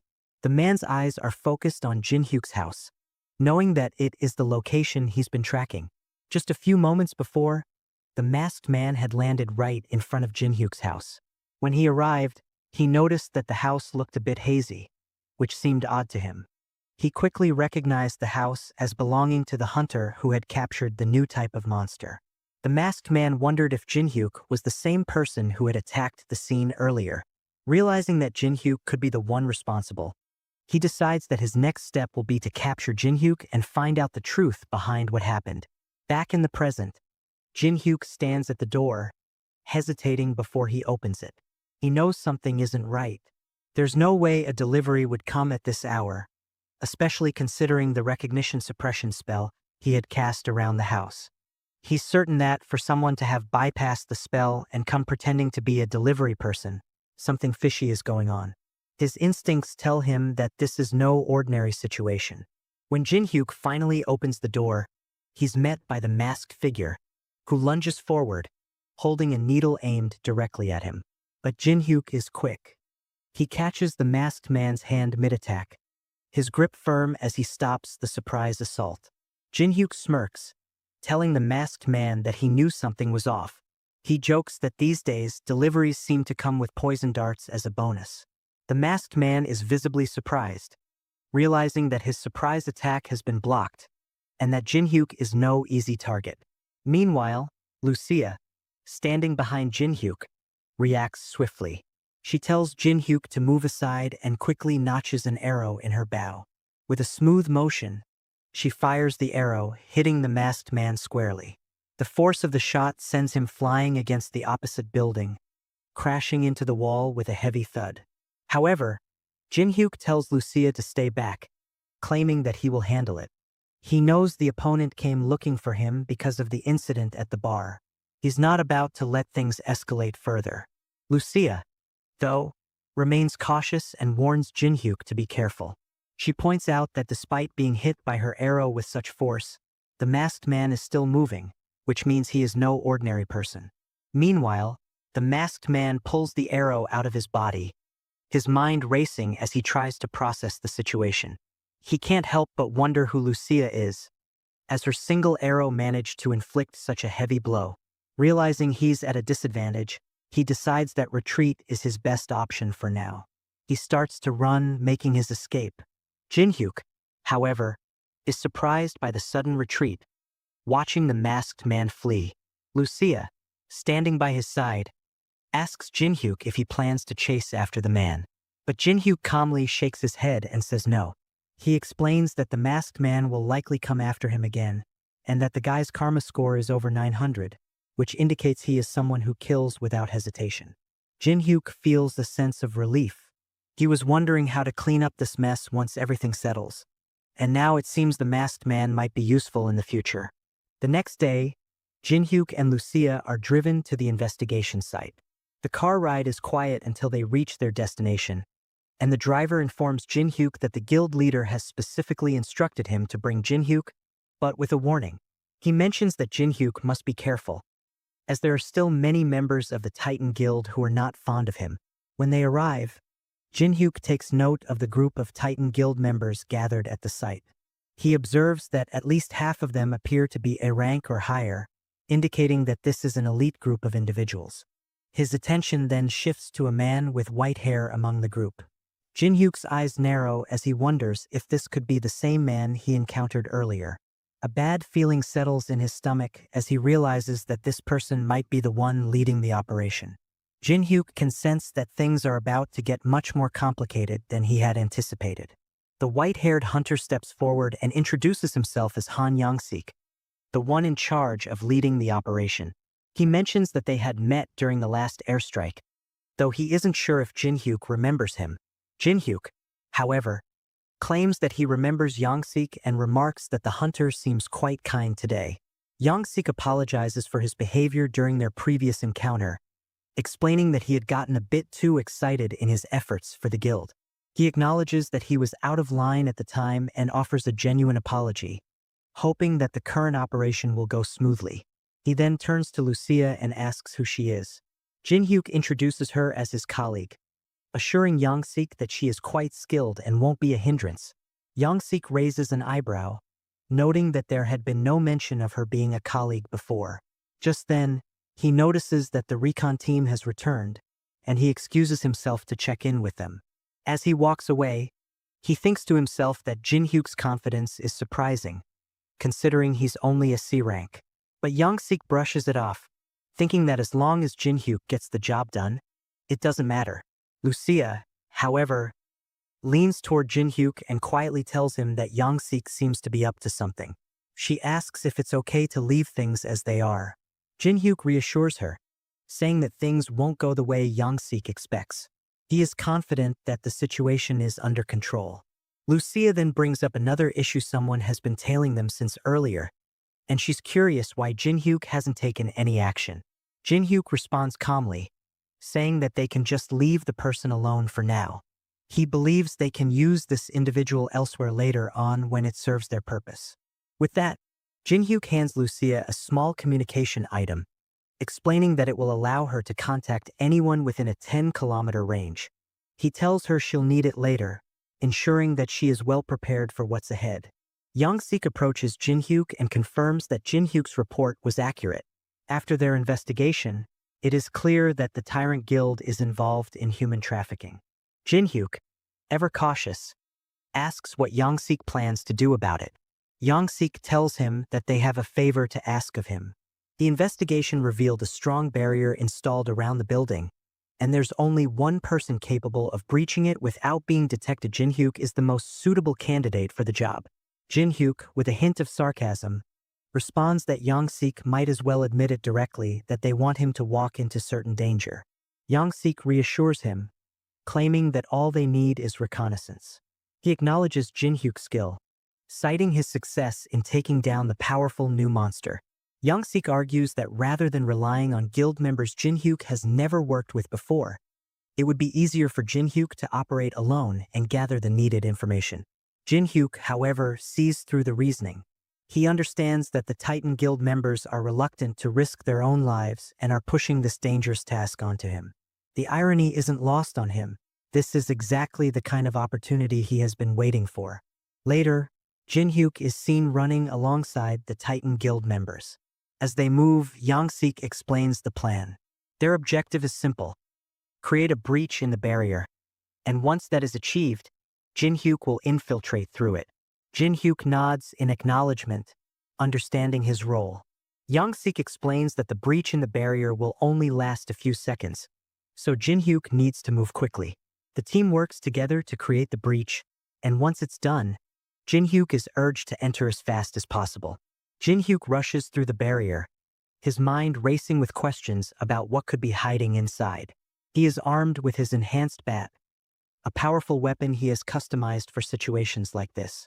As he surveys the building, he immediately notices that it looks nothing like the exterior. It is vastly different inside, and the layout feels strange to him. He decides to start by locating the entrance, hoping to find a way to move through the building undetected. To his surprise, there are fewer guards than he had anticipated. He soon spots someone guarding the entrance.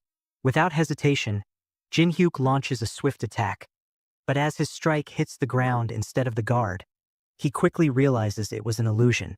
Frustrated, he thinks about how he had planned to capture the guard and use him to open the door. Now, he is left with no choice but to figure out how to proceed. As he approaches the door, it suddenly opens on its own, which strikes him as odd. The defense here seems unexpectedly lax. Looking around, he notices the lack of CCTV cameras, which raises more questions in his mind. Still, he remains cautious.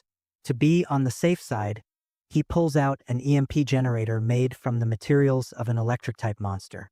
This device can disable any communication or security systems in the building. While it will also render his phone useless, he had prepared for this by leaving a communication item with Lucia, anticipating that something like this could happen. The EMP generator crackles loudly, sending electric pulses through the entire building, temporarily disabling any security measures. Meanwhile, the masked man, lurking somewhere in the shadows, reflects on the recent events. He remembers Minji's death and the involvement of the Titan Guild. He senses that they must have caught on to something, but this works in his favor. He begins to think that because of Jinhyuk's actions, things may actually go more smoothly than he had originally expected. Jinhyuk moves through the building with caution, carefully navigating the space, as he notices a man sitting idly and playing a game on his phone. Suddenly, the phone shuts off by itself, causing the man to mutter a few complaints. But before he can react further, Jinhyuk strikes him swiftly with his enhanced bat, taking him down in one clean blow. The guard, an ordinary one with a karma score of 800, doesn't even have the chance to defend himself. As Jinhyuk surveys the situation, he reflects on how easily he can eliminate these low-tier guards. The place feels filled with such trash that he has no hesitation in wiping them out. He moves forward, intent on reaching his goal. Eventually, Jinhyuk arrives at a hallway lined with multiple locked rooms. He deduces that these must be the prison cells where the kidnapped women are being held. His stomach tightens as he realizes the severity of what is happening here. It's far worse than he had anticipated. The sense of injustice grows stronger as he walks past the locked doors, knowing he's about to uncover something much darker. Suddenly, he hears a voice coming from one of the rooms. It's a man's voice, urgently asking who Jinhyuk is. The man warns Jinhyuk to leave, claiming that everyone inside is crazy. Jinhyuk, ever observant, quickly notices the man's attire, a clear sign that he's a member of the Tyrant Guild. Yongsik's eyes flicked to his watch, the faint glow illuminating the passage of time since their operation had begun. The stillness surrounding them was almost unnatural, a quiet that suggested their infiltration had gone unnoticed, at least for now. Satisfied with the silence, he turned to his fellow Titan Guild members, his posture calm but commanding. He signaled that they would hold their position nearby, ready to spring into action at the first sign of trouble. The group absorbed his instructions with practiced discipline, their faces set with determination. Without delay, they surged forward, their movements swift and purposeful, disappearing into the shadows of the facility's perimeter. Yongsik lingered for a moment, his gaze briefly meeting Lucia's before he, too, melted into the darkness, leaving her alone to maintain a watchful vigil over the unfolding plan. Lucia stood rooted in place, her thoughts swirling as she processed the weight of her role. The quiet gave her pause, stirring a sense of unease about whether the moment to act had finally arrived. Jinhyuk's earlier instructions echoed in her mind, clear and insistent. Her task was to manage the situation outside, keeping a close eye on the Titan Guild members who remained oblivious to Yongsik's deeper motives. Her instincts sharpened, urging her to stay alert, particularly to Yongsik's unpredictable nature. His fleeting glance had carried an unreadable weight, and she couldn't shake the feeling that he was a wild card in their carefully laid plans. Deciding that staying close to the group was the safest course, she steeled herself and moved forward, her steps measured but resolute, ready for whatever lay ahead. Inside the facility, Jinhyuk navigated the labyrinthine corridors until he reached a heavily guarded prison room. The air was thick with tension as he stepped inside, his eyes locking onto the figure chained within Young Dae-yoon, a man whose presence raised immediate questions. Jinhyuk studied him, noting the weariness in his posture, and sought to understand why a member of the ruthless Tyrant Guild was locked away like a common traitor. Dae-yoon's explanation came slowly, his voice carrying the weight of his choices. He'd been imprisoned for attempting to kill Alron, a revelation that piqued Jinhyuk's curiosity. The audacity of such an act against the guild's prized monster should have been a death sentence. Yet here Dae-yoon sat, alive and unbroken. Dae-yoon offered a theory, suggesting that his survival hinged on his rare ability, specifically his mastery of illusion techniques. The words struck a chord with Jinhyuk, who recalled an earlier encounter where a guard had seemed to vanish under an inexplicable haze. It clicked. Dae-yoon's skills had likely woven that deception, a subtle but powerful display of his craft. Intrigued, Jin-hyuk pressed further, his tone a mix of wariness and fascination. He wanted to know what drove Daeun to challenge Ulron, to risk everything against his own guild. Daeun's face darkened as he recounted the tyrant guild's callous practices, using innocent people as bait, sacrificing them to monsters without a shred of remorse. That cruelty had pushed him to act, though his rebellion had ended in capture. Jin-hyuk listened intently, his mind racing to reconcile Daeun's words with his reputation. A low karma score of 62 painted him as untrustworthy. Yet his defiance spoke of a moral compass at odds with the guild's brutality. The contrast was striking, and after a moment of reflection, Jin-hyuk saw potential in Daeun's skills and resolve. He extended an offer of alliance, sensing that their goals might align in the chaos to come. Meanwhile, in the facility's control room, a tyrant guild member jolted awake from an unintended doze, his heart pounding as he stared at the blank monitor before him. The screen, once alive with data, was now a void, and a quick check of his phone revealed it, too, was lifeless. Panic surged through him, the implications crashing like a wave. Something had gone terribly wrong. He leapt to his feet, his mind racing with the possibility that the entire system had collapsed, and bolted from the room, desperate to alert the others. Elsewhere, 3 tyrant guild members lounged around a table, their card game a fleeting escape from duty. The clatter of cards and low laughter filled the air until the control room operative burst in, his face pale with dread. His arrival shattered their calm as he revealed the crisis. The system was down, and the women they'd been holding captive had vanished. The realization that an intruder had breached their defenses sent a chill through the group. The leader's expression hardened, and he wasted no time issuing orders. One team was to secure the Ulron production room, while he would lead another to hunt down the intruder and recover the escapees. Before storming out, he turned to the shaken operative, demanding that he find a way to contact headquarters immediately, no matter the obstacles. With urgency driving their steps, they scattered, each determined to wrest back control of the spiraling situation. The heavy prison doors groaned as they swung open, releasing a tense wave of freedom into the stale air. Daeun moved swiftly, his focus razor-sharp as he guided the women toward the exit, urging them to hurry. Their footsteps echoed in the dim corridor, a desperate rhythm of escape. But their flight didn't go unnoticed. A tyrant guild member, stationed nearby, caught sight of the group and raised a sharp alarm, his voice cutting through the silence. The call spurred the other guards into action, their panic rippling as they rushed to block the prisoner's path, determined to halt the breakout before it could succeed. One of the guild members zeroed in on Daeun, his eyes blazing with fury as he charged forward. His intent was clear. Daeun was the target, the orchestrator of this defiance, and he meant to end him on the spot. His fist arced through the air, a powerful strike aimed to crush its mark. But before it could land, Jin-hyuk intervened, his enhanced bat swinging with brutal precision. The impact was instantaneous, sending the attacker sprawling to the ground, his body limp from the force. The sudden takedown stunned the nearby guards, their momentum faltering for a fleeting moment. Jin-hyuk had no time to savor the victory. Another tyrant guild member seized the opportunity, launching an attack from behind, hoping to catch him off guard. Jin-hyuk's reflexes kicked in, his body twisting to avoid the blow. With a fluid counter, he struck back, his bat connecting with a force that dropped the second opponent in a heartbeat. His gaze swept the area, sharp and assessing. The heavy presence of guards clustered around this section of the facility was no coincidence. It confirmed his growing suspicion that Ulron, the monstrous heart of the Tyrant Guild's operation, was close. Without hesitation, he pressed forward, his resolve hardened, determined to see the mission through. As he approached the entrance to a new section of the facility, Jin-hyuk steadied himself, his mind bracing for what lay beyond. The door slid open with a low hiss, revealing a subterranean complex that dwarfed his expectations. The sheer scale of the underground chamber was staggering, its vastness swallowing the light and amplifying the sense of foreboding.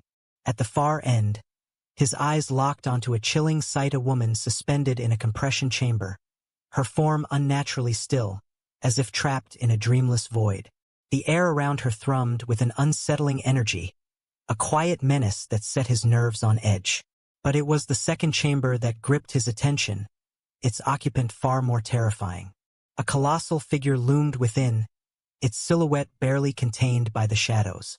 The creature was grotesque, its massive tentacles coiling and twisting in a sinister dance that seemed to defy the laws of nature.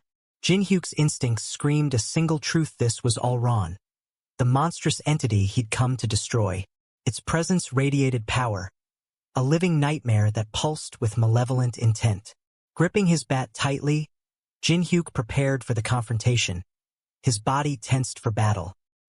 He noted the creature's stillness, its tentacles hanging limp as if it were dormant, perhaps even asleep. The observation sparked a flicker of hope. Maybe he could strike before Allron awakened, ending the fight before it truly began. He took a cautious step forward, his senses heightened, every muscle ready to act. But fate had other plans. Without warning, Allron's eyes snapped open, glowing with a predatory intensity that froze the air. Its tentacles erupted from the chamber, lashing toward him with terrifying speed. Jinhyuk dove to the side, narrowly avoiding the first strike, the tentacle grazing past him with a force that shook the ground. The creature's power was overwhelming, each movement a deadly promise of destruction. He could feel the raw energy behind every attack, the air itself trembling as the tentacles tore through it, missing him by mere inches. A single hit, he knew, would be catastrophic. Allron's strength was enough to crush him outright, armor or no. His heart pounded, but he forced himself to stay focused, weaving through the onslaught with desperate precision, searching for any chance to strike back.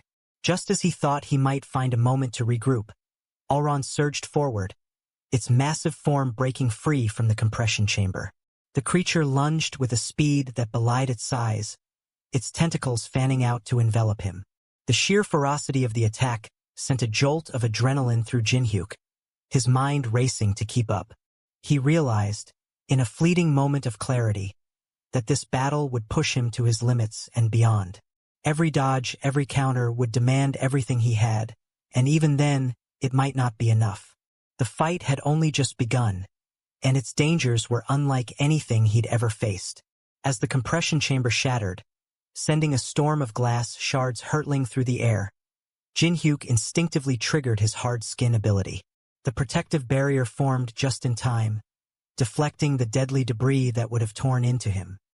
His focus sharpened, and he turned his attention to the massive tentacles whipping toward him with alarming speed. Each one moved like a living weapon, their sheer force cutting through the air. Jinhyuk danced around them, his movements a blend of agility and precision, dodging as best he could. But even his skill wasn't enough to avoid every strike. One tentacle broke through his defenses, slamming into his chest with bone-rattling power. The impact sent him skidding backward, his body crashing against the cold, unyielding floor. Pain radiated through his chest, but Jinhyuk gritted his teeth and pushed himself up, using his enhanced bat as a brace. He stomped the ground hard, halting his slide and regaining his footing. The ache lingered, a stark reminder of the blow's intensity. Even with his armor and hard skin, the attack had nearly breached his defenses, a testament to the creature's unparalleled strength. This was no ordinary monster. Its power dwarfed anything he'd faced before. The close call only fueled his resolve, sharpening his determination to stay vigilant and fight smarter. With renewed focus, Jinhyuk wove through the onslaught of tentacle strikes, each one testing his reflexes to their limit. The monster's relentless assault was overwhelming, its strength a constant threat. Yet Jinhyuk refused to falter, his eyes scanning for any opportunity amidst the chaos. He blocked where he could, dodged when necessary, and kept moving, waiting for the perfect moment. Then, it came. Allron's tentacles tangled briefly in the air, their rhythm disrupted just long enough to expose a vulnerability. Seizing the chance, Jinhyuk surged forward, channeling all his strength into a single, decisive strike. His enhanced bat hummed with energy, crackling as he swung it toward one of the tentacles. The impact unleashed a burst of lightning, the electric surge exploding on contact with a deafening roar. The shockwave rippled through the chamber, forcing Allron to recoil, its massive form retreating into its enclosure. Jinhyuk pressed his advantage, relentless in his pursuit. Strike after strike, he hammered at the creature, each blow infused with purpose until Allron could no longer withstand the onslaught. With a final, guttural roar, the monster collapsed, its body crumpling in defeat. Where Allron had stood, only a dark crimson ore remained, glinting faintly in the dim light. Jinhyuk approached it warily, his curiosity tempered by caution. He wondered if it was the creature's magic stone, though its appearance was unlike any he'd seen before. The system offered no confirmation, leaving him to rely on instinct. Based on its shape and size, he felt certain it was a magic stone of some kind, its value undeniable despite the mystery. Carefully, he secured the ore, tucking it away with plans to consult the dwarf later for answers. Turning his attention outward, Jinhyuk retrieved his communication device, eager to check on the situation beyond the chamber's walls. He reached out to Lucia, his mind racing with questions about the broader operation. Her response came swiftly, carrying a mix of relief and urgency. She confirmed that the girls they'd been protecting had escaped, making their way safely down the mountain. But her update carried a note of concern. One of the men pursuing them wore the distinctive garb of the Tyrant Guild, raising questions about their intentions. Jinhyuk's thoughts sharpened as he considered the information. He clarified the man's identity, revealing that he was a former captive of the Tyrant Guild, turned against them after a betrayal. Far from an enemy, this man was an ally, someone Jinhyuk had chosen to trust in their shared fight. The situation, he assured Lucia, was under control, and the man's presence was no cause for alarm. With their alliance secured, Lucia could focus on her role without fear of betrayal, the pieces of their plan falling into place amidst the chaos.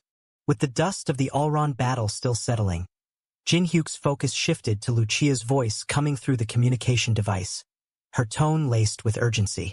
She sought confirmation that he'd handled the monstrous creature, and he reassured her with quiet confidence, affirming that Allron was defeated. He added that he'd secured the dark crimson or the magic stone at the heart of their mission, a sign that his efforts had borne fruit. The weight of the fight lingered in his muscles, but the victory fueled a flicker of satisfaction as he scanned the chamber, its eerie silence a stark contrast to the chaos moments before. Yet, he knew the mission was far from complete, with new challenges looming just beyond the horizon. Lucia's next update carried a heavier edge. She described a clash unfolding outside, where Tyrant Guild members, once pursuing Dae-yoon, had turned their aggression on the Titan Guild. Something about the encounter felt wrong, she noted. The Tyrant Guild fighters moved with unnatural strength and altered appearances, their bodies warped in ways that defied normal limits. Lucia suspected they'd consumed a dangerous substance, likely the Allron drug, a volatile extract derived from the creature's magic stone. Like the stone itself, the drug amplified physical power to extraordinary levels, but at a horrific cost. It stripped away sanity, transforming its users into frenzied, monstrous versions of themselves, driven by instinct rather than reason. The gravity of the situation sank in. Lucia's concern mirrored Jinhyuk's own as she explained that the Titan Guild members were struggling, their defenses crumbling under the onslaught. If they fell, the chaos would spiral, complicating their carefully laid plans. Jinhyuk's mind raced, recognizing the need for swift action to prevent a larger disaster. He urged Lucia to step in, to lend her strength to the faltering Titan Guild and stabilize the fight. She hesitated briefly, weighing the risks, before agreeing, but not without a condition. Her playful demand for a hefty supply of sweets as payment for her efforts broke the tension. Jinhyuk's amusement surfaced, and he accepted the terms without protest, knowing her help was worth far more than a light-hearted bargain. As their exchange concluded, a faint sound pierced the quiet, soft footsteps echoing from behind. Jinhyuk's instincts flared, and he spun to face the source. Emerging from the shadows was the masked figure, the same enigmatic presence who'd been trailing him earlier. The man's eyes glinted with intent behind his mask, his posture radiating quiet menace. Jinhyuk stood his ground, unfazed, his mind already dissecting the stranger's motives. He wondered aloud whether the man was after Daeyun or perhaps the Allron magic stone, sensing that the figure's agenda was layered with hidden goals. The masked man offered no clear answer, his silence only deepening Jinhyuk's suspicions. Instead of words, the figure responded with action, launching himself at Jinhyuk with startling speed. His movements were precise, each step calculated to close the distance in an instant. A faint smirk played across the man's face as he hinted at a shift in his plans. Once aligned with Jinhyuk's own objective, he'd now set his sights on something new, something he kept shrouded in ambiguity. The cryptic admission only sharpened Jinhyuk's wariness, confirming that this was no simple foe. As the masked figure struck, his attack swift and lethal, Jinhyuk braced himself, his grip tightening on the enhanced bat. Determination surged through him, and he met the assault head-on. His body coiled with readiness. He issued a silent warning to the stranger, a promise that this reckless challenge would come at a steep cost. The air crackled with tension as Jinhyuk prepared to counter, his senses honed for the fight ahead. The masked figure's intentions remained a puzzle, but Jinhyuk had no intention of letting him dictate the outcome. With the magic stone secured and Lucia handling the chaos outside, he steeled himself for this new battle, knowing that every move would test his strength and cunning in ways he couldn't yet foresee.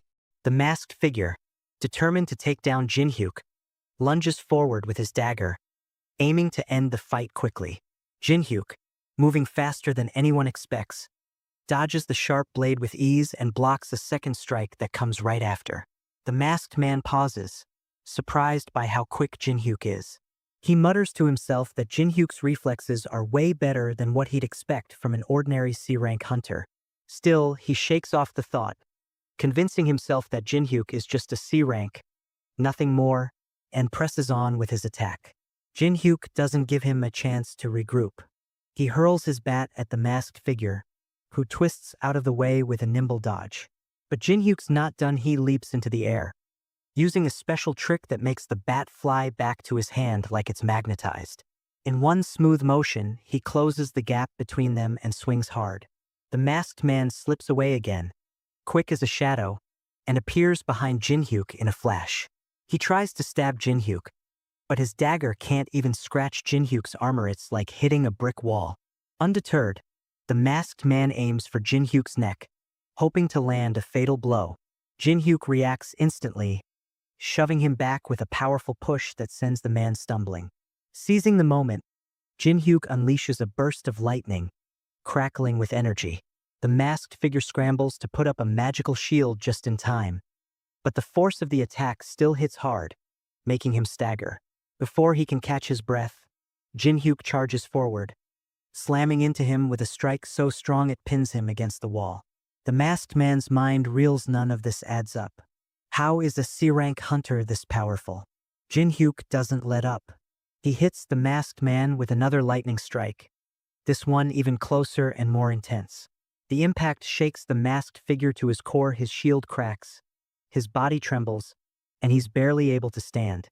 He's stunned by the raw strength coming from someone he underestimated. Meanwhile, outside the facility, the Titan Guild members are cleaning up the aftermath of their battle. They're burning the bodies of the enemies they defeated, making sure no trace is left behind. Yangsik, his hand wrapped in a bandage from a fresh wound, takes a moment to think about how close they came to disaster. He knows they barely made it out alive, and without Lucia's help, things would have gone much worse. He's especially shaken by the arrows they faced, each one hit with such force. It felt like something an S-rank hunter might unleash. He wonders aloud if there's a female hunter out there with that kind of power, someone they haven't accounted for. One of his guild members approaches, reporting that the injured have been sent to the hospital and all evidence has been destroyed.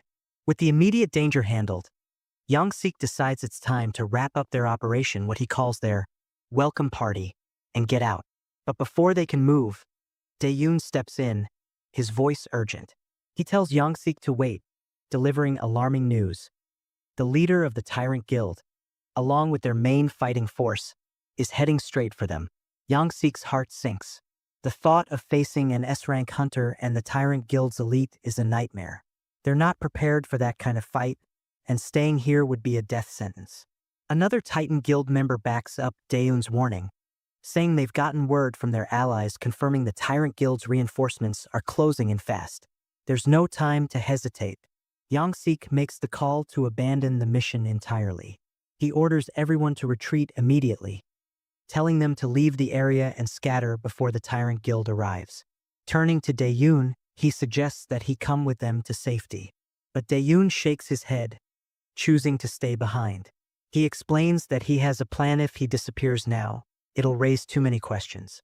Instead, he'll stick around and file a fake report, blaming someone else to keep the peace between the Titan and Tyrant Guilds from breaking into all-out war. Yongsik nods, seeing the sense in Daeun's idea. He suggests they pin the blame on Jinhyuk, figuring it's the easiest story to sell. It ties up loose ends and points the finger at someone already causing trouble. With the plan set, Yongsik and the Titan Guild members prepare to flee, leaving Daeun to handle the fallout. In the dense, shadowed forest, Yongsik moves swiftly alongside another Titan Guild member, their footsteps crunching softly on the underbrush. The guild member, his voice tinged with doubt, breaks the silence, asking if Yongsik truly trusts Daeun. He wonders aloud whether the Tyrant Guild will fall for Daeun's deception or see through the ruse. Yongsik's response is calm but resolute. He explains that trust isn't the point. Daeun's actions are a means to an end. Their goal is to buy time, nothing more. During that window, Yongsik plans to rally their forces and prepare for an inevitable clash with the Tyrant Guild. He's certain that when the truth eventually surfaces, it will give them the leverage they need to justify wiping out their rivals once and for all. Meanwhile, back near the facility, Lucia cautiously approaches Daeun, her eyes scanning the surroundings for any sign of trouble. She studies him for a moment before speaking, her tone careful but direct. She asks if he's the person Jinhyuk spoke of earlier, adding that Jinhyuk is waiting for them inside the building.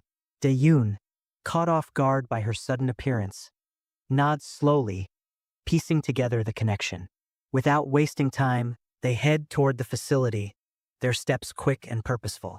Inside, Jinhyuk stands alone in a dimly lit room, his attention fixed on a small, weathered book in his hands.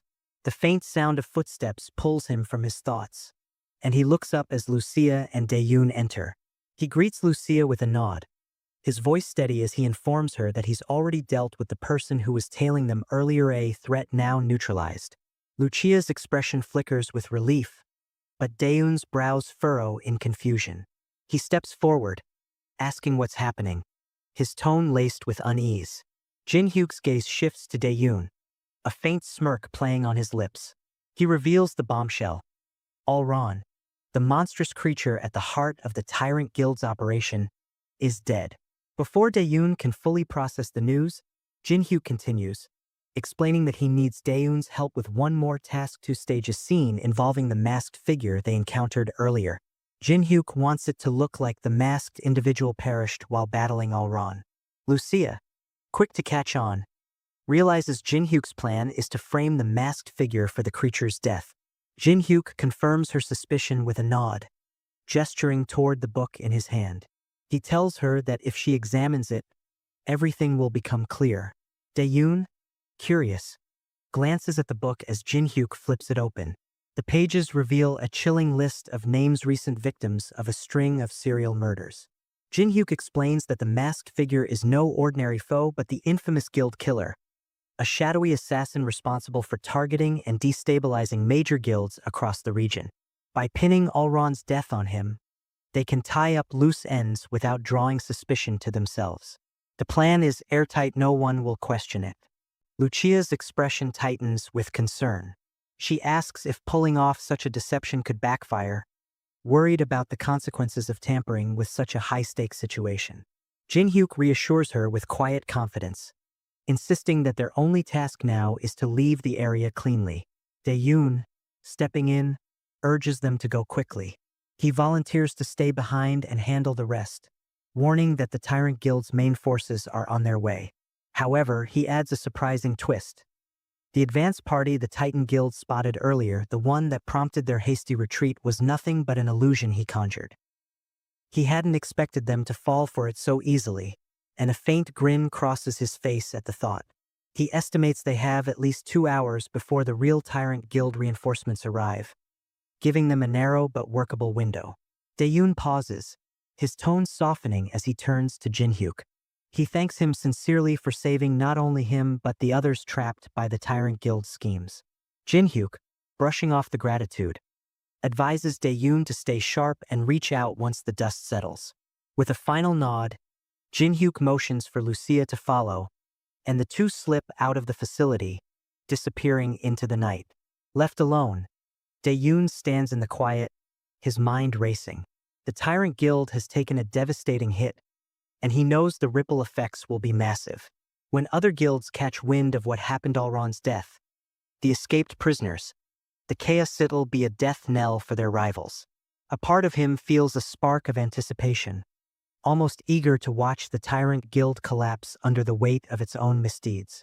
Elsewhere, Sango walks beside Hyena, his expression heavy with thought. He admits that the situation within the Tyrant Guild is far worse than he ever imagined, a tangled mess of corruption and cruelty that spiraled out of control. What started as a problem for one guild has grown into a crisis that threatens everyone. Sango proposes a bold move. They should anonymously leak the information they've uncovered, sending it to the Hunter Association, the police, the government, and even the media. By doing so, they can expose the truth without painting a target on their own backs. Hyena hesitates, her brow furrowing.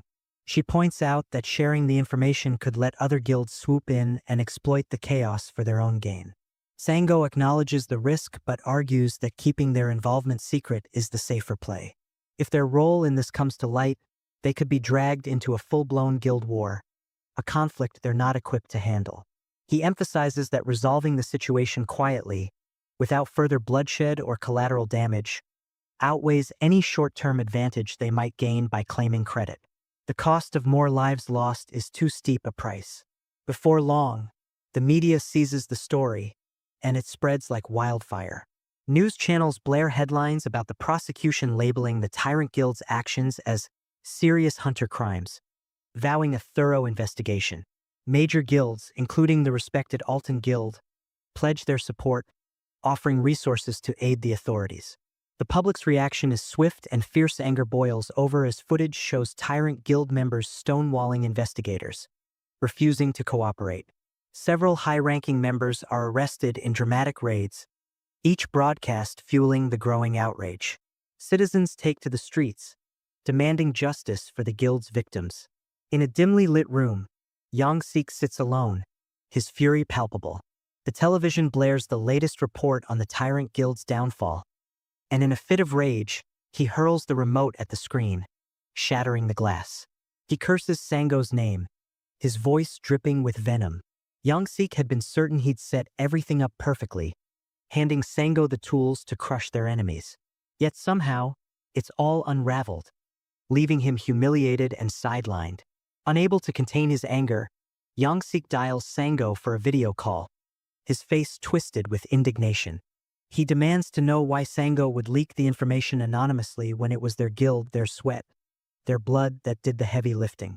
He's livid that the Alton Guild is being celebrated as heroes while they're left forgotten, their contributions buried in the shadows. Sango, unflinched, responds with measured calm. He explains that going public with their involvement would have been a death sentence. The Tyrant Guild would have retaliated with overwhelming force before the other guilds could rally against them. Young-sik scoffs, insisting that his plan to recruit an S-rank hunter would have tipped the scales, rendering the Tyrant Guild powerless. Sango's eyes narrow as he challenges Young-sik's confidence. He asks if Young-sik can truly guarantee victory against the Tyrant Guild's master, even with an S-rank hunter in their ranks. More than that, he presses Young-sik to consider the cost. A guild war would devastate the city, leaving countless civilians caught in the crossfire. Young-sik brushes off the concerns, his voice cold. He argues that absorbing the Tyrant Guild's power would make such losses trivial, a necessary sacrifice for their dominance. Sango's patience snaps. He demands to know what the point of a hunter guild is if it abandons its duty to protect innocent people. Young-sik, unmoved, admits his focus was solely on the guild's ambitions, not the broader consequences. The words ignite Sango's anger, and with a sharp retort, he ends the call, leaving Young-sik staring at a blank screen. Seething, Young-sik paces the room, muttering about Sango's infuriating principles. He questions why Sango always puts ideals over strategy, warning himself that such leadership could doom their guild. In a surge of desperation and defiance, Young-sik grabs his phone and dials a new number. The voice on the other end is curt, stating they're not interested unless the guild master position is up for grabs. Young-sik's jaw tightens, but his resolve hardens. With a steely edge to his voice, he promises them the role, setting a dangerous new plan in motion. Under the dim glow of streetlights, Jin-hyuk navigated the bustling city streets, his gaze fixed on a nondescript building ahead. Its unassuming facade belied the weight of the meeting he was about to attend. As he stepped inside, a familiar voice called out to him, cutting through the quiet hum of the interior. Dae-yoon stood waiting, his posture relaxed but his eyes sharp with purpose. Jin-hyuk approached, noting a subtle change in Dae-yoon's demeanor, a lightness that hadn't been there before. He couldn't help but wonder if things were finally falling into place for his ally, a sign that their risky maneuvers were paying off. Settling into a chair across from Dae-yoon, Jin-hyuk's mind turned to the delicate web of deception they'd spun. He was eager to know if Dae-yoon's carefully crafted alibi had held up under scrutiny. Dae-yoon's expression softened with cautious optimism as he confirmed that the excuse had worked, easing his standing within the Tyrant Guild. Yet, he tempered his relief with a warning full security was still out of reach. The guild, though teetering on the edge of ruin, was stirring with new plans. Whispers among its ranks suggested forming a team to hunt Jin-hyuk down, a move that struck Jin-hyuk as almost absurd given the guild's crumbling foundation. He couldn't help but question whether they had the resources to chase such a vendetta when their own survival hung in the balance. Dae-yoon leaned forward, his tone growing serious. He revealed that some of the guild's higher-ups were growing suspicious. The discovery of the supposed murderer's body had happened too neatly, and the speed with which the news spread only deepened their doubts. They were beginning to wonder if someone else, another true mastermind, was behind the chaos.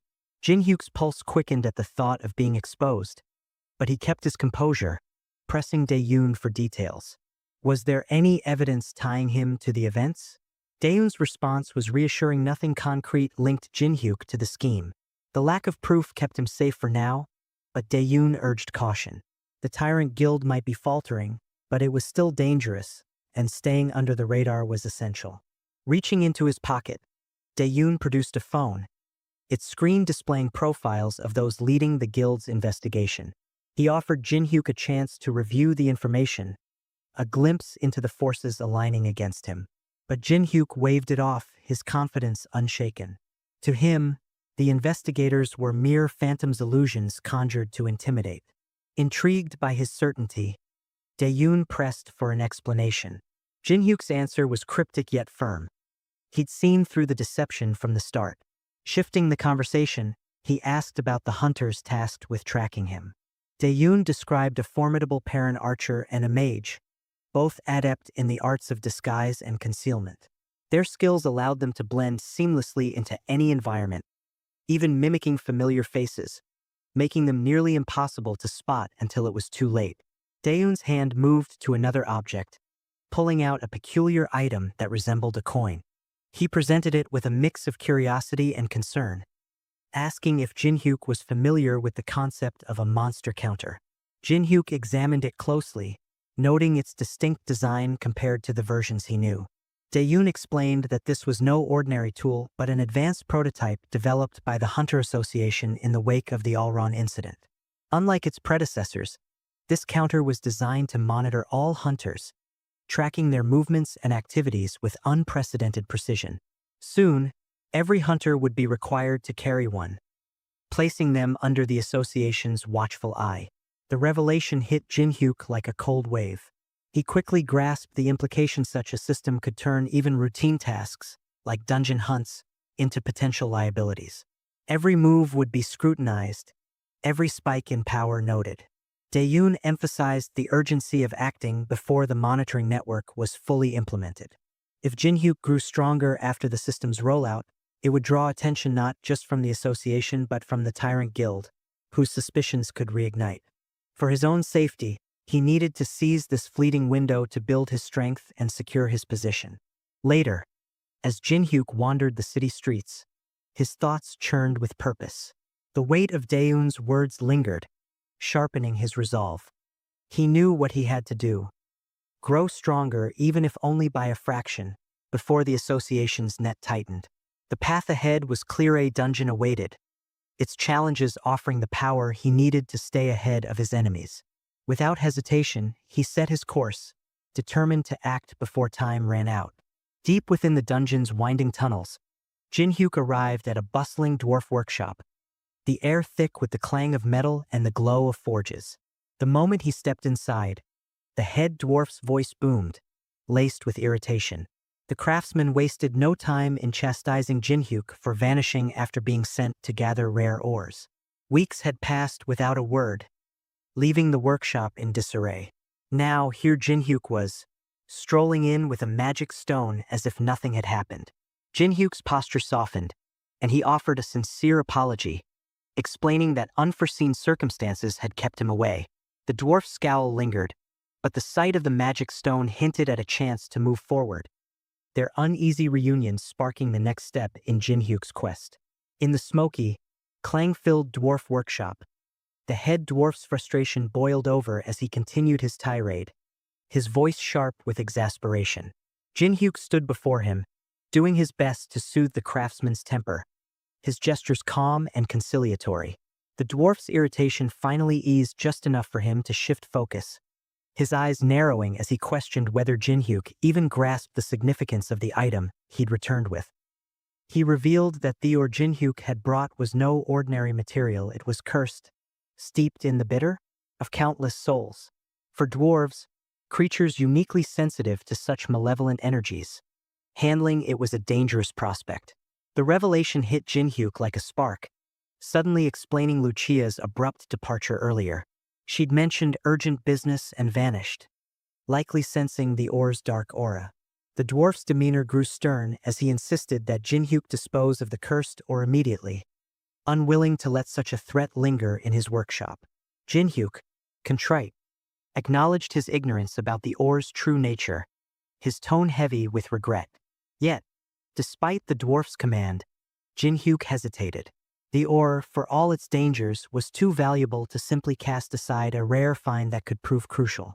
The dwarf, sensing Jinhyuk's reluctance, softened slightly and declared he would deal with the cursed material himself, his pride as a craftsman overriding his caution. A mischievous glint flickered in Jinhyuk's eyes as he decided to stir the pot. He casually let slip that Lucia had doubted a dwarf's ability to handle the cursed ore, implying it might be too much for even their renowned skills. The dwarf's expression darkened, his curiosity piqued by the mention of Lucia and her supposed challenge. He leaned closer, clearly eager to know more about what she'd said, his pride now tangled with intrigue. Jinhyuk's playful taunt had struck a nerve, setting the stage for a new dynamic between them. Later, Jinhyuk stood at the threshold of an ancient temple, its weathered stone facade looming with an ominous presence. In his hand, he gripped a key, its weight heavy with promise and mystery. Lucia stood beside him, her face etched with a seriousness that made the air feel heavier. Jinhyuk's mind buzzed with anticipation as he considered using the key to unlock the temple's secrets. Lucia's gaze met his, and her expression shifted to one of caution. She made it clear that this was no ordinary place. It was far more treacherous than any dungeon he'd ever faced. In his current state, she warned, stepping inside could lead to his death, the temple's dangers unforgiving and relentless. Her concern was unmistakable, and she pressed him to abandon the idea of entering for now. The temple's perils demanded thorough preparation gear, plans, and strength far beyond what they had at the moment.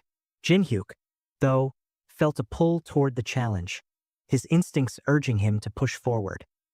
He wondered if such extensive precautions were truly necessary, his confidence teetering on the edge of recklessness. Lucia, sensing his hesitation, sprang into action, her urgency cutting through his indecision. She moved swiftly, her energy infectious, and used an unexpected tactic to spur him along. She teased that dawdling would leave him stuck eating an overwhelming pile of sweets back home. The light-hearted threat broke through his reluctance, and with a reluctant grin, Jin-hyuk agreed to follow her lead. Together, they turned away from the temple, their footsteps quick as they headed back toward safety. As they moved through the fading light, Jin-hyuk's thoughts churned, grappling with the weight of what lay ahead. The temple's mysteries lingered in his mind, a tantalizing puzzle he wasn't ready to solve. Not yet. Unbeknownst to him, the path he'd chosen to delay would soon draw him back, its dangers and secrets waiting in the shadows. For now, though, he followed Lucia, his focus shifting to the preparations that would shape his next steps, unaware of the trials that loomed on the horizon.